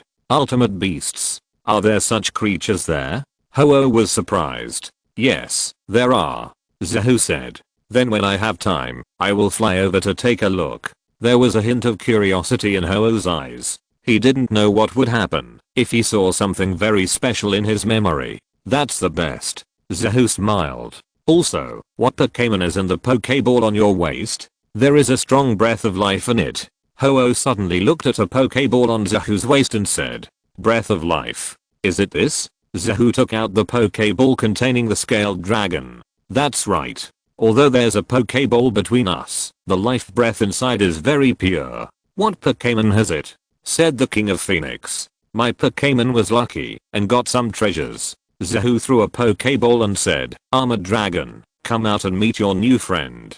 The Armored Dragon jumped out of the Pokéball and looked at the King of Phoenix. New friend? He looks so strong. Is he good at fighting? Thinking of this, the scales on the Armored Dragon's body couldn't help but tremble slightly, making a sound like a war drum. Armored Dragon, don't do it. This is a friend. Zehu couldn't hide the look of the Armored Dragon. When the scales vibrated, he knew that the Armored Dragon was going to fight. He hurriedly stopped it. You are not even a match for the entity now. Fighting the King of Phoenix is not the way to die. Want to challenge me? Sure. The King of Phoenix said in a gentle and intimate voice. Scale. The scales of the Armored Dragon trembled, and Zehu urged him to come and command me to fight. Well, let's just challenge the limit and see the strength of the Supreme of Fire. Seeing that the King of Phoenix agreed, Zehu did not refuse. Fighting against a strong man is indeed good for the Scaled Dragon. Scaled Dragon, Dragon Dance. The order sounded. The Scaled Dragon jumped quickly, improving its own abilities, and the dragon power flowed throughout its body. The King of Phoenix looked at the Scaled Dragon leisurely, without any intention of attacking, as if to say, little brother, I'm waiting for you to hit me. Scaled Dragon, use Dragon Claw. Zehu said. The Scaled Dragon rushed forward in an instant, bursting with power, and the dragon power condensed in its claws, slapping the King of Phoenix with great momentum. The King of Phoenix flapped its wings, and flew into the air, easily avoiding the attack of the Scaled Dragon. Scaled Dragon, use Sky Dragon Meteor. Zehu issued the order without hesitation. The Scaled Dragon, whose claws missed, suddenly turned around, and looked up at the King of Phoenix. A golden light flashed in its mouth, and a golden energy ball burst out, straight into the sky, and then suddenly exploded, and the meteor bomb scattered. The King of Phoenix immediately shone with a large area of red flames, and the flames shot up into the sky, dyeing most of the sky red. The meteor bombs fell into the flames, and before they could hurt the King of Phoenix, they were burned into nothingness by the flames. Then, the King of Phoenix spread its wings, and the colorful flames flowed all over its body, turning into fireballs, smashing down from the sky, and smashing a small pit on the ground, and even causing a large area of flames. Lugia's mysterious guardian power was turned to the maximum, protecting Zehu and others in the green light shield. No matter how fierce the flames were, Zehu could not be hurt at all. Scaled Dragon, use your sixth sense to dodge. Zehu ignored the flames in the sky and devoted himself to the battle. The Scaled Dragon moved quickly, not like a dragon, but like an agile monkey, struggling to survive in the dense flames of the King of Phoenix. Seeing that the Armored Dragon could survive such a dense attack, The King of Phoenix was slightly surprised, and he swung his wings again, and a huge orange-red fireball hit the armored dragon fiercely. The fireball was powerful and the speed soared, and the armored dragon had nowhere to hide. Armored dragon, face it head on, use the most powerful dragon claws, Zahu said. The armored dragon stopped suddenly, his eyes became fierce, and the dragon power on his body burst out, gathering on the dragon claw on his right hand, and then he suddenly attacked, and hit it with one claw, breaking the fireball, and the flames burst out, and fell on the armored dragon. The scales of the armored dragon turned black, as if it came out of a coal pit. But his eyes became more and more determined, and his eyes looking at the King of Phoenix were full of desire to win. He swung his arms hard, and the scales all over his body trembled, making the loudest sound in his life. Zahu sensed the intention of the armored dragon, and his eyes were more similar to the armored dragon than ever before. Let's fight together. Chapter 522, The Unyielding Light in the Flame. Without Zahu's order, a strong golden light burst out from the scaled dragon, and it suddenly jumped up, leaping dozens of meters to hit the King of Phoenix. The King of Phoenix spewed out colorful flames from its mouth, knocking the scaled dragon down with one blow. Just after being knocked down, the scaled dragon jumped up again quickly, and the life gem in its body silently rotated, and began to transform the scaled dragon's body. Although the energy provided was only a trickle, it was a long-lasting and continuous flow. Zahu did not speak throughout the whole process, but his expression was incredibly focused, and the whole person seemed to be empty. What's going on? Why doesn't the boss give orders all the time? Kojiro asked curiously. No, he is giving orders. Kona shook his head, looking at Zahu with a bit of surprise in his eyes, and it came again. How is it possible? Isn't the boss? Is he bound again? Kojiro was about to say that it was not possible, but suddenly remembered the example of Articuno. It's not a bond evolution. After all, the scaled dragon has not evolved into the staff-tail scaled dragon yet, but Zahu should be communicating with the scaled dragon with his heart now. Kona said. That's the same as Lilla in the battle tower. Meow. Meow said. It should be the same. It's just that she entered the bond form so casually and started cheating again. Kona said. I think the eldest family is not normal. Kojiro said. Kona and Meow stood on the same front for a rare time and nodded. Which one of this family is normal? Zahu, needless to say, has countless legendary beasts in his hands. Although it has not been officially recognized, Zahu is currently the world's #1 trainer. Zyos he is a little worse, but he has free wave evolutions and encounters legendary beasts wherever he goes. Except for his brain not working well sometimes, the rest are top notch. As for the last Hanako, let alone, Zahu's legendary beasts are more or less paid for, and Hanako just needs to use her face. A family of 3 people is equivalent to a whole family of others. The 3 people of Kona were whispering to each other, not avoiding Zahu who was right beside them, and simply treated Zahu as a deaf person. Zahu was really half deaf at this moment, and he was fully immersed in the battle. Because of the high tension, he could not hear the voices around him. Scaled armored dragon. Dragon claw Zahu shouted in his heart, and the scaled armored dragon condensed a huge illusory dragon claw print on his hands, and attacked the Phoenix King head on. The Phoenix King opened his mouth, and spurted out a ball of colorful flames, spraying the scaled armored dragon down, and then looked at the scaled armored dragon who was defeated again and again, and showed a little impatience.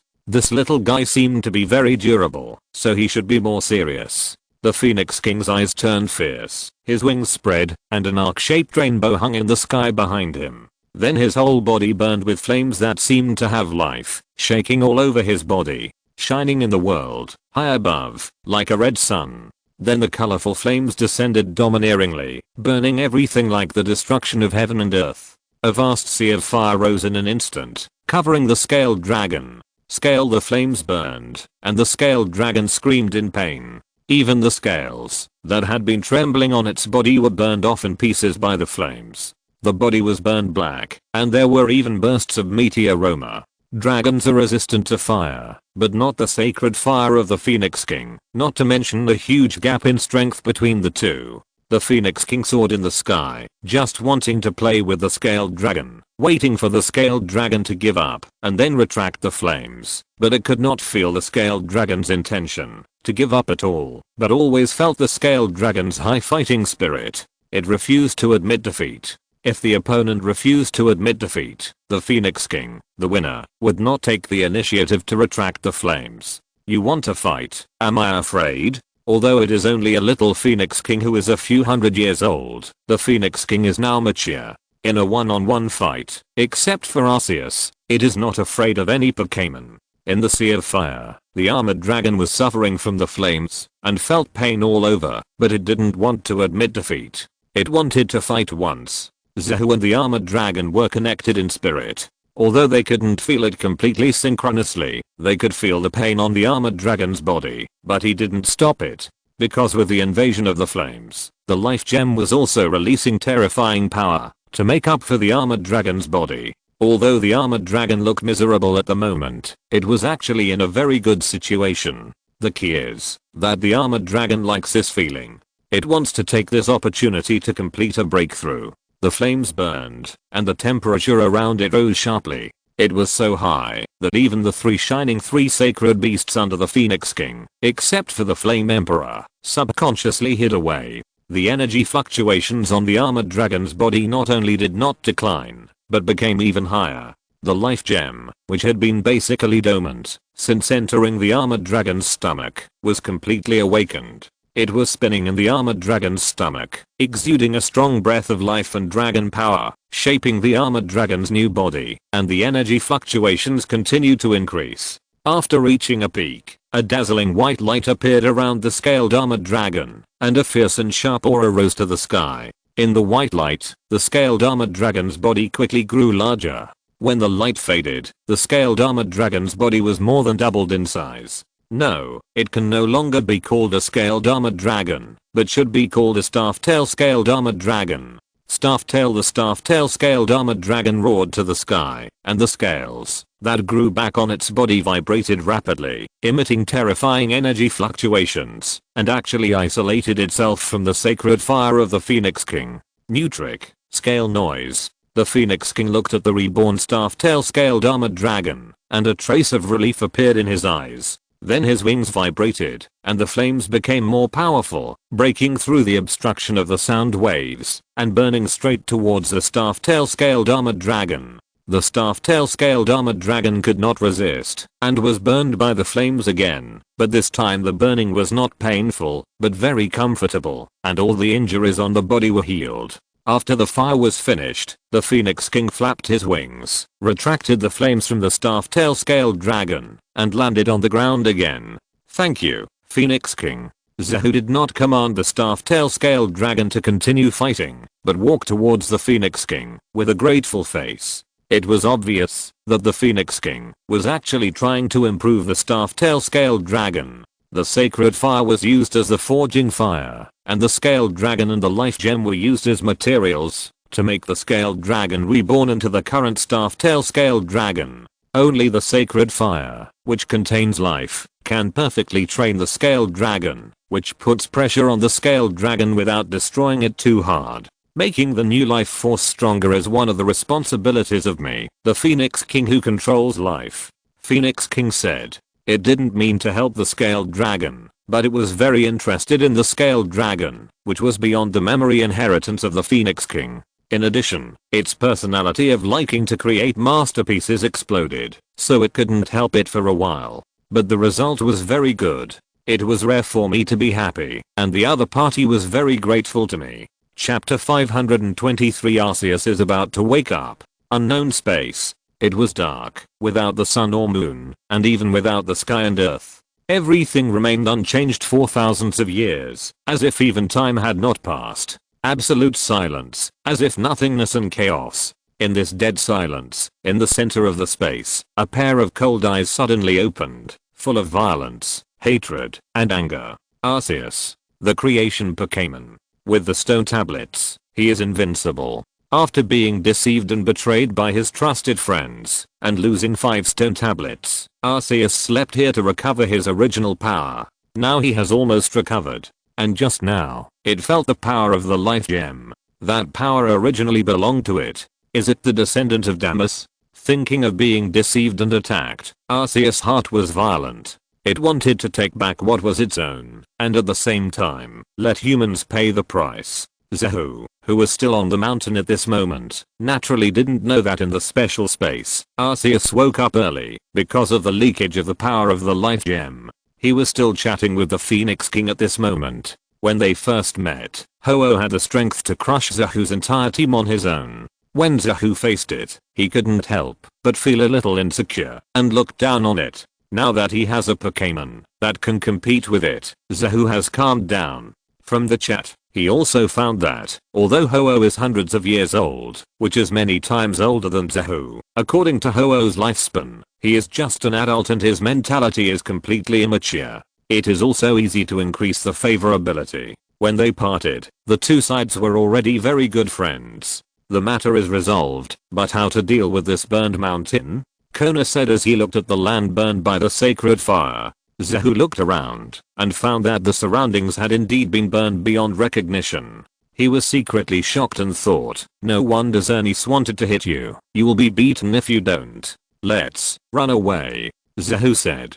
Kona's expression was strange for a while, and then a group of people sat on Lugia's back again and evacuated quickly. We didn't start the fire down there. You should catch them, not us. Zahu and his group fled on Lugia. When Miss Junsha and Miss Joy arrived nearby, they only saw the blackened scene after the incident. What kind of traces of a Pokémon battle are these? It's not something that ordinary Pokémon can achieve. Miss Junsha was shocked as she looked at the scorched land. From the traces, it looks a bit like the legendary Pokémon Ho-Oh. But Ho-Oh seems to only appear in the Johto region. How could it appear in the Sinnoh region? Miss Joy asked in confusion. From the Johto region. Just now, an eyewitness saw that Lugia, who was suspected to be the Johto sea god, flew across the sky. Is there any connection? Miss Junsha said with a confused look on her face. If it involves two mythical beasts, it's a big deal. We must report it. Miss Joy said. Miss Sirona doesn't seem to be far from us.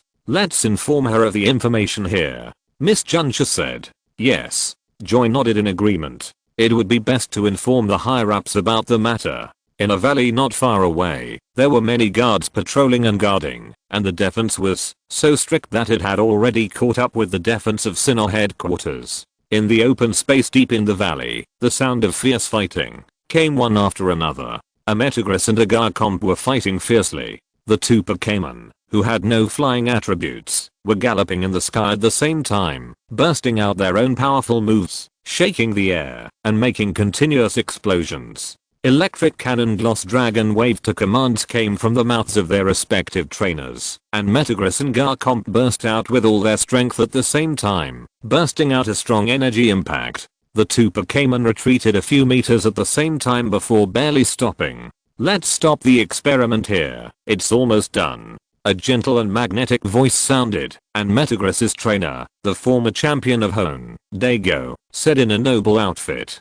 Not bad, it's almost done. The numerical measurements of Metagross and Garchomp are all okay. Dago's opponent was a blonde queen in black clothes, naturally the champion master of SYNOPSIS, Sirona. Both of them are champion masters of the same region, and they are both rare rivals. It is a rare opportunity to study together, so naturally they can't avoid fighting and learning from each other. This kind of thing is not the first time. When Garchomp and Metagross heard their master say it was over, they naturally stopped fighting and rested on the side. Sharona and Dago were about to study and analyze the data this time, and then study the eternal evolution, when a phone call suddenly came in. Sharona took the call curiously, listened to the message from Miss Junsha on the phone, frowned slightly, and then hung up the phone. What's wrong? Dago asked curiously. Miss Junsha told me that there are traces of Ho-Oh and Lugia nearby, and there is also a mountain that was burned by the sacred fire of Ho-Oh. It is estimated that in a short time, no plants will grow on that mountain. Sharona said. Ho-Oh, Lugia. Do you want me to call Zahu? Dago said. Fine Zahu, you suspect that Lugia belongs to Zahu? Sharona asked curiously. Not completely. That Lugia is indeed very likely to belong to Zahu, but even if it is not, it is closely related to him. What kind of mythical beasts have appeared in recent years? Which one has nothing to do with him? Dago said. That's right.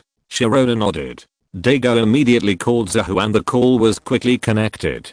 Dago said naturally, the traces of Ho-Oh and Lugia were suddenly found in Luau Mountain south of Shumei City, and the mountain was burned by the flames of Ho-Oh. Ho-Oh and Lugia appeared. Big news. Where are they? Near Shumei City. I'll go over and take a look, Zahu said in surprise. It has nothing to do with you? Dago said. Of course it has nothing to do with you. What a joke. Everything has to do with me. If the mountains collapse and the earth cracks one day, do you want me to pay for it? Zahu said. Okay, it has nothing to do with you. But if the matter is serious, can you help?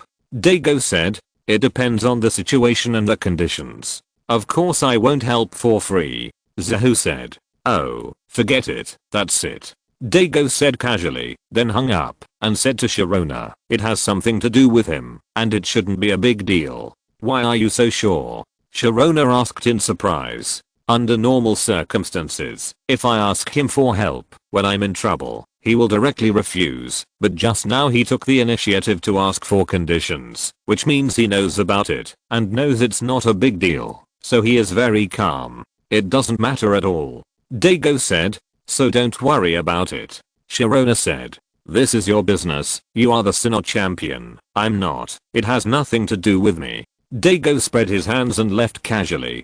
Sharona rolled her eyes in annoyance. She was also confused, actually asking the former Hone Crown in front of her. Brain is broken. Chapter 524. The battle between the bottom and the second. Staff-tailed scaled dragon. Use the most powerful dragon claws. By the river in the wild, the staff-tailed scaled dragon gathered all its strength in its claws and slapped them vigorously. 3 green energy claw marks hit the machine, and an extremely high value appeared. Zahu nodded slightly to express his approval. The attack value has reached the level of the Heavenly King, and it is also extremely powerful among the Heavenly Kings. The power of the life gem is really inestimable. Scale the scaled dragon vibrated its scales in front of Zahu excitedly, showing its strength. Don't be so proud. Simple values are just for reference. In actual combat, it's not a one-on-one confrontation. If you want to see how strong you are, you should really compete with your opponent. Zahu threw the treasure ball and released the violent salamander. The violent salamander lay on the ground, looking at the staff-tailed scaled dragon in front of it. It already knew that the staff-tailed scaled dragon had evolved, and it also knew that the staff-tailed scaled dragon was very strong, but now it looks like it is even stronger than itself. Staff-tail the armored staff-tail looked at the salamander, and its scales trembled slightly, playing an ancient battle sound. Zahu asked the salamander to come out, obviously to let the salamander be its examiner, so it would naturally fight without hesitation. Besides, it had wanted to fight with the salamander for a long time. The dragon type became under Zahu's command regards Dragonite as the most respected. Even the giant Gyarados and the Latias that can mega evolve are not the opponents of Dragonite. The remaining salamander is not as good as the top, but better than the bottom. The armored staff-tail has always been at the bottom as a younger brother, but now it wants to move up. It does not seek to kill the top 3, that is unrealistic, and only seeks to counterattack the salamander. Sensing what the armored dragon meant, the violent salamander let out a low roar. Before being given to Zahu by Genji, it was the brightest cub in the tribe. However, after following Zahu, it was beaten so hard that it could hardly raise its head. What is this cub who came later than it doing now? He also wants to beat it. It's against the will of heaven. Although you have an adventure, I can also super evolve. The 2 dragon type quasi-gods stared at each other with murderous intent. Zahu didn't need to exaggerate the atmosphere. The battle between the second and the last place for 10,000 years began. Zahu witnessed everything and laughed in his heart. Violent salamander, get ready for super evolution. He took out the super evolution bracelet and quickly activated the super evolution. The colorful light shone and enveloped the whole body of the violent salamander. The radiance was gleaming, and the body of the storm salamander shone with the colorful light of super evolution. Its body was rapidly transformed in the strong light. Its blood-red wings twisted under the strange power and stuck together to form a huge crescent-shaped wing. Its two strong and powerful forelimbs were completely retracted in the giant wings, and its abdominal shell became like a vest-like armor. The storm salamander was like a pilot controlling a huge hang glider. Let the storm salamander super evolve. Kona on the side showed a trace of surprise on his face. Although super evolution can fundamentally change Pokémon and make the genes stronger, it will basically become stronger after super evolution, but this is not absolute. Just like if a silly hippopotamus was not a psychic type, after super evolution, his whole body would be unable to move in the shell, and his combat power would be weakened. The storm salamander is a rare example of a creature that reacts poorly after super evolution. After super evolution, its strong and powerful forelimbs degenerate. Although they are not completely useless, their attack power is greatly reduced. Its main attack weapon becomes wings, and its dragon type special moves basically do not use wings. In addition, the storm salamander is good at fighting, not energy attacks, so it becomes extremely awkward after super evolution. Storm salamander, fly freely in the sky you love the most, Zahu said, ignoring Kona's surprise and quickly giving orders. The storm salamander's twisted crescent blood wings vibrate, and it flies through the sky at an incredible speed, so fast that it can leave after images in the sky. Staff-tail scaled armored dragon, get ready for battle and test your evolved body. You should also work hard to get familiar with your current body in battle. Next, I will not command you, just react on your own, Zahu said with a smile. The staff-tail scaled armored dragon responded happily, indicating that it was no problem. Violent salamander, use the spin attack, Zahu said. The wings of the violent salamander vibrated, and its body turned into a red light, rushing towards the staff-tailed scaled armored dragon like a meteorite. Facing the strong attack of the violent salamander, the staff-tailed scaled armored dragon looked determined, not dodging or evading, and the dragon power burst out from both hands. The dragon claws were strong, and it withstood the attack of the violent salamander head-on. The terrifying force hit the staff-tailed scaled armored dragon, and it was forced to retreat backwards. It slid on the ground for half a meter, before stabilizing its body, and then let out a roar, and the dragon power condensed and burst out, throwing the violent salamander out. Violent salamander, hold your body, Zahu said. The violent salamander was violently thrown into the sky by the staff-tailed scaled armored dragon, but at the moment of being thrown, the crescent-shaped wings rotated in the air to stabilize its body. The staff-tailed scaled armored dragon raised its neck, and golden meteors burst out, shooting into the sky, and then exploded, turning into meteors that fell. Violent salamander, just charge away, Zahu said. Although the sky dragon meteor was strong, the super evolved violent salamander was not so strong that it would dodge it. It would be better to stimulate the combat power of the violent salamander. The entire dragon of the violent salamander turned into a red light, and the crescent blood wings glowed with dazzling blood light, like a scimitar, and a meteor bullet passed by and directly cut through it. Violent salamander, ultimate impact, Zahu said. The violent salamander's body spun rapidly, and it attacked in the air with a strong energy whirlwind. It bombarded the staff-tail scaled armored dragon with strong wind pressure, before it attacked the staff-tail scaled armored dragon. The staff-tail scaled armored dragon was suppressed, and could not move, but it was not afraid. The scales on its body trembled, making scale noises, and the powerful sound waves attacked directly. The ultimate attack of the salamander was powerful. The two energies collided and briefly stalemated. The ground under the feet of the armored dragon began to crack. Then the salamander charged and knocked the armored dragon away. The armored dragon fell heavily to the ground, creating a human-shaped pit, but quickly stood up and looked at the salamander with high fighting spirit. Zahu was slightly stunned. After the salamander super evolved, its characteristics changed to flying skin. The special moves of general attributes would become flying attributes, and the ultimate attack would become a flying special move, which restrained the fighting attributes of the armored dragon. But after being hit, the armored dragon was like nothing happened. The power of this life gem was simply unbelievable. The armored dragon quickly stood up, and, without the command of the trainer, once again burst out the dragon meteor. Dodge, Zahu said calmly. The blood wings on the salamander vibrated slightly, and the airflow around it automatically lifted it up, allowing it to calmly dodge the dragon meteor. After the super evolution, the dragon type attack was greatly affected, and even the tail was almost completely covered under the wings, and could not attack. However, it was more advantageous in flying, which actually made the violent salamander very satisfied. Flying is the favorite thing of every violent salamander, which is deeply imprinted in their blood.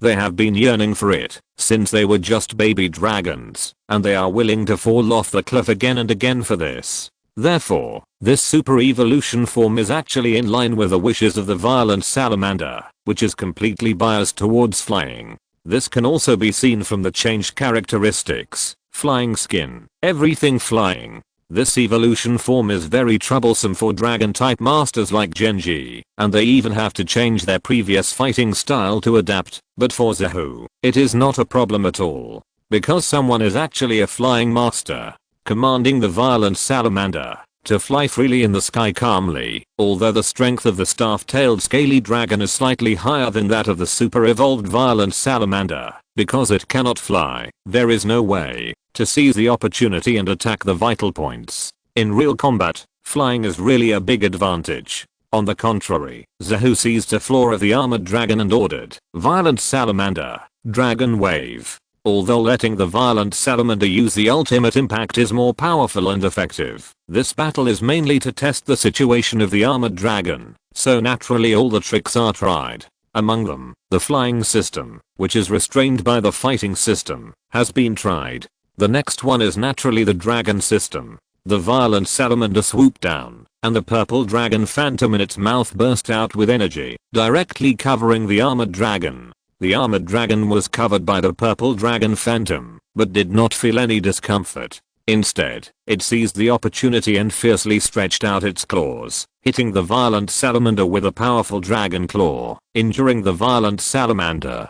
Then the noise of scales broke out, and another powerful dragon attack hit the violent salamander. The violent salamander was blasted into the sky, and it took a long time to stabilize its body. Chapter 525, The Power of the Staff-Tailed Scaled Dragon. Staff-Tailed Scaled Dragon, stop it. Zahu called for a stop. The staff-tailed scaled dragon stopped and looked at Zahu with a slightly confused expression. I was fighting well, and I was about to reverse and win. Why didn't you let me fight? Be good, stop making trouble, come here first, Zahu said. The staff-tailed scaled dragon came over obediently. Although he was confused, he was raised from a young age, so he was well behaved.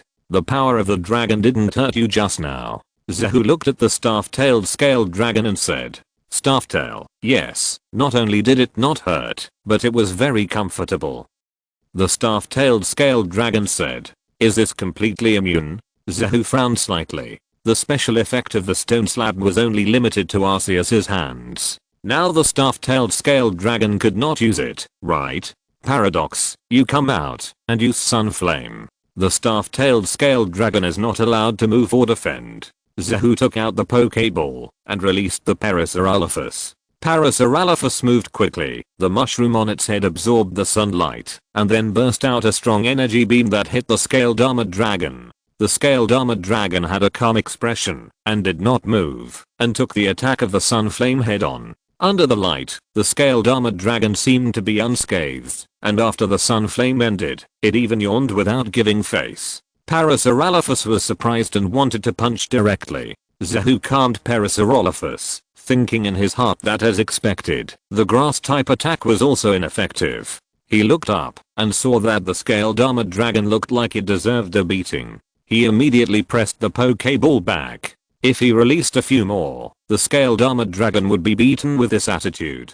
Meow, come on, do the ground, water, and electricity. Zahu looked at Meow and said to the side, among these Pokémon, Meow has the best personality. He is kind and playful. He is the Pikachu of the team, and he can use all kinds of special moves. He is the most suitable. Dreamer's tail swayed gently and immediately used 3 types of special moves: Mud Attack of the ground type, Water Spray Gun of the water type, and 100,000 volts of electricity. The staff-tailed scaly dragon took all of them and was not hurt at all. It was not until he suddenly used the fairy type special move that the staff-tailed scaly dragon was injured. Okay, Dreamy doesn't need to try anymore, and we have almost reached a conclusion. Zahu said. The two evolutions really tied the life gem and the staff-tailed scaly dragon together. Now the staff-tailed scaly dragon can be said to be a divine beast. Dreamy shook his tail and flew to Kona's shoulder. Although the staff-tailed scaly dragon was indignant, it did not dare to chase. Staff-tailed scaly dragon, can you spit out the life gem now? Zahu said. The stone slab contains the source of Arceus' life. Losing the stone slab will have a major impact on Arceus in all aspects, and even endanger his life. Similarly, if the staff-tailed scaly dragon and the life gem begin to merge now, once the life gem is taken out, it will also cause great harm to the staff-tailed scaly dragon, and the life gem must be returned. This is beyond doubt, both morally and in terms of strength. Although Arceus' slate is incomplete and his life force is not at its peak, after sleeping for so many years, his strength has recovered to a terrifying level. In the animation, Palkia, Dialga, and Giratina went together, but they were beaten into 3 dead dogs and almost died. In the Carlos movie, the Aura Demon Hooper is so strong that, even if his power and body are divided into 2, he can still pull a group of mythical beasts out to fight. Hooper in pure power form directly controls Dialga, Palkia, Primal Groudon, and Primal Kyogre, 5 first-level mythical beasts. But such top mythical beasts were easily suppressed and subdued by a person with some of Arceus' power and homemade props. At the last moment, Arceus appeared, and a group of mythical beasts went home obediently, more obedient than grandchildren. It left Groudon with a lifelong shame. The staff-tailed scaly dragon touched its belly, and said it was okay. That's good, no need to prepare the machine. Now try to spit it out first. Zahu breathed a sigh of relief. If he couldn't spit it out, it would be really embarrassing. The staff-tailed scaly dragon slapped its belly with its claws, and a round bead spurted out of its mouth, throwing it towards Zahu with some strange smell. Meow meow. Zahu looked at Meow without thinking. Guor and Weng. Meow meow also looked at Guor and Weng almost at the same time. So Nasei Guor and Weng reacted quickly, opened his hands, and took the gem sprayed by the staff-tailed scaly dragon. Kona looked at it, and didn't know whether to laugh or cry. It was just because it was sprayed out of the staff-tailed scaly dragon's belly, and they all thought it was disgusting, and refused to take it, bullying Guor and Weng for being honest. Kajiro, take Guor and Weng to wash the life gem. Zahu said. Oh. Kajiro responded and took Guor and Weng to the stream to wash it. This kind of dirty, hard, and tiring work was basically done by him.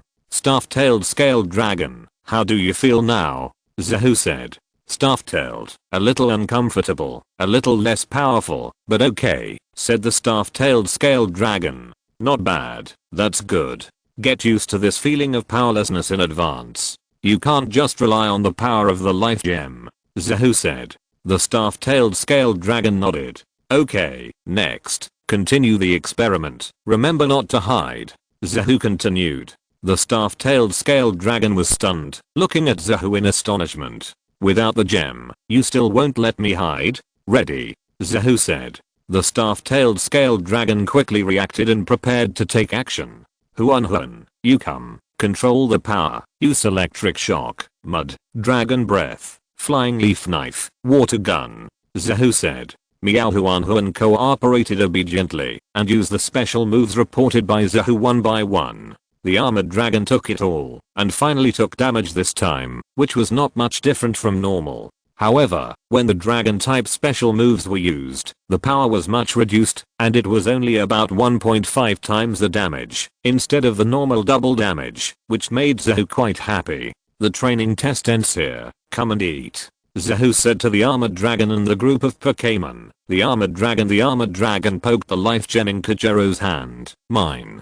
Don't worry, it's yours before Arceus comes, but you have to get used to the situation without the life gem. Do you understand? Zahu said. The armored dragon nodded obediently, indicating that he was willing to obey. Zahu smiled, let the Pokémon play freely, and then began to plan the next trip. There are already 5 gym badges, the coal badge of the steel gym, the forest badge of the Emi gym, the cobblestone badge of the curtain gym, the swamp badge of the wetland gym, and the mine badge that he just got from the water gym. The remaining 3 gym badges can be obtained from the 3 gyms, the edge gym, the cutting edge gym, and the lakeside gym.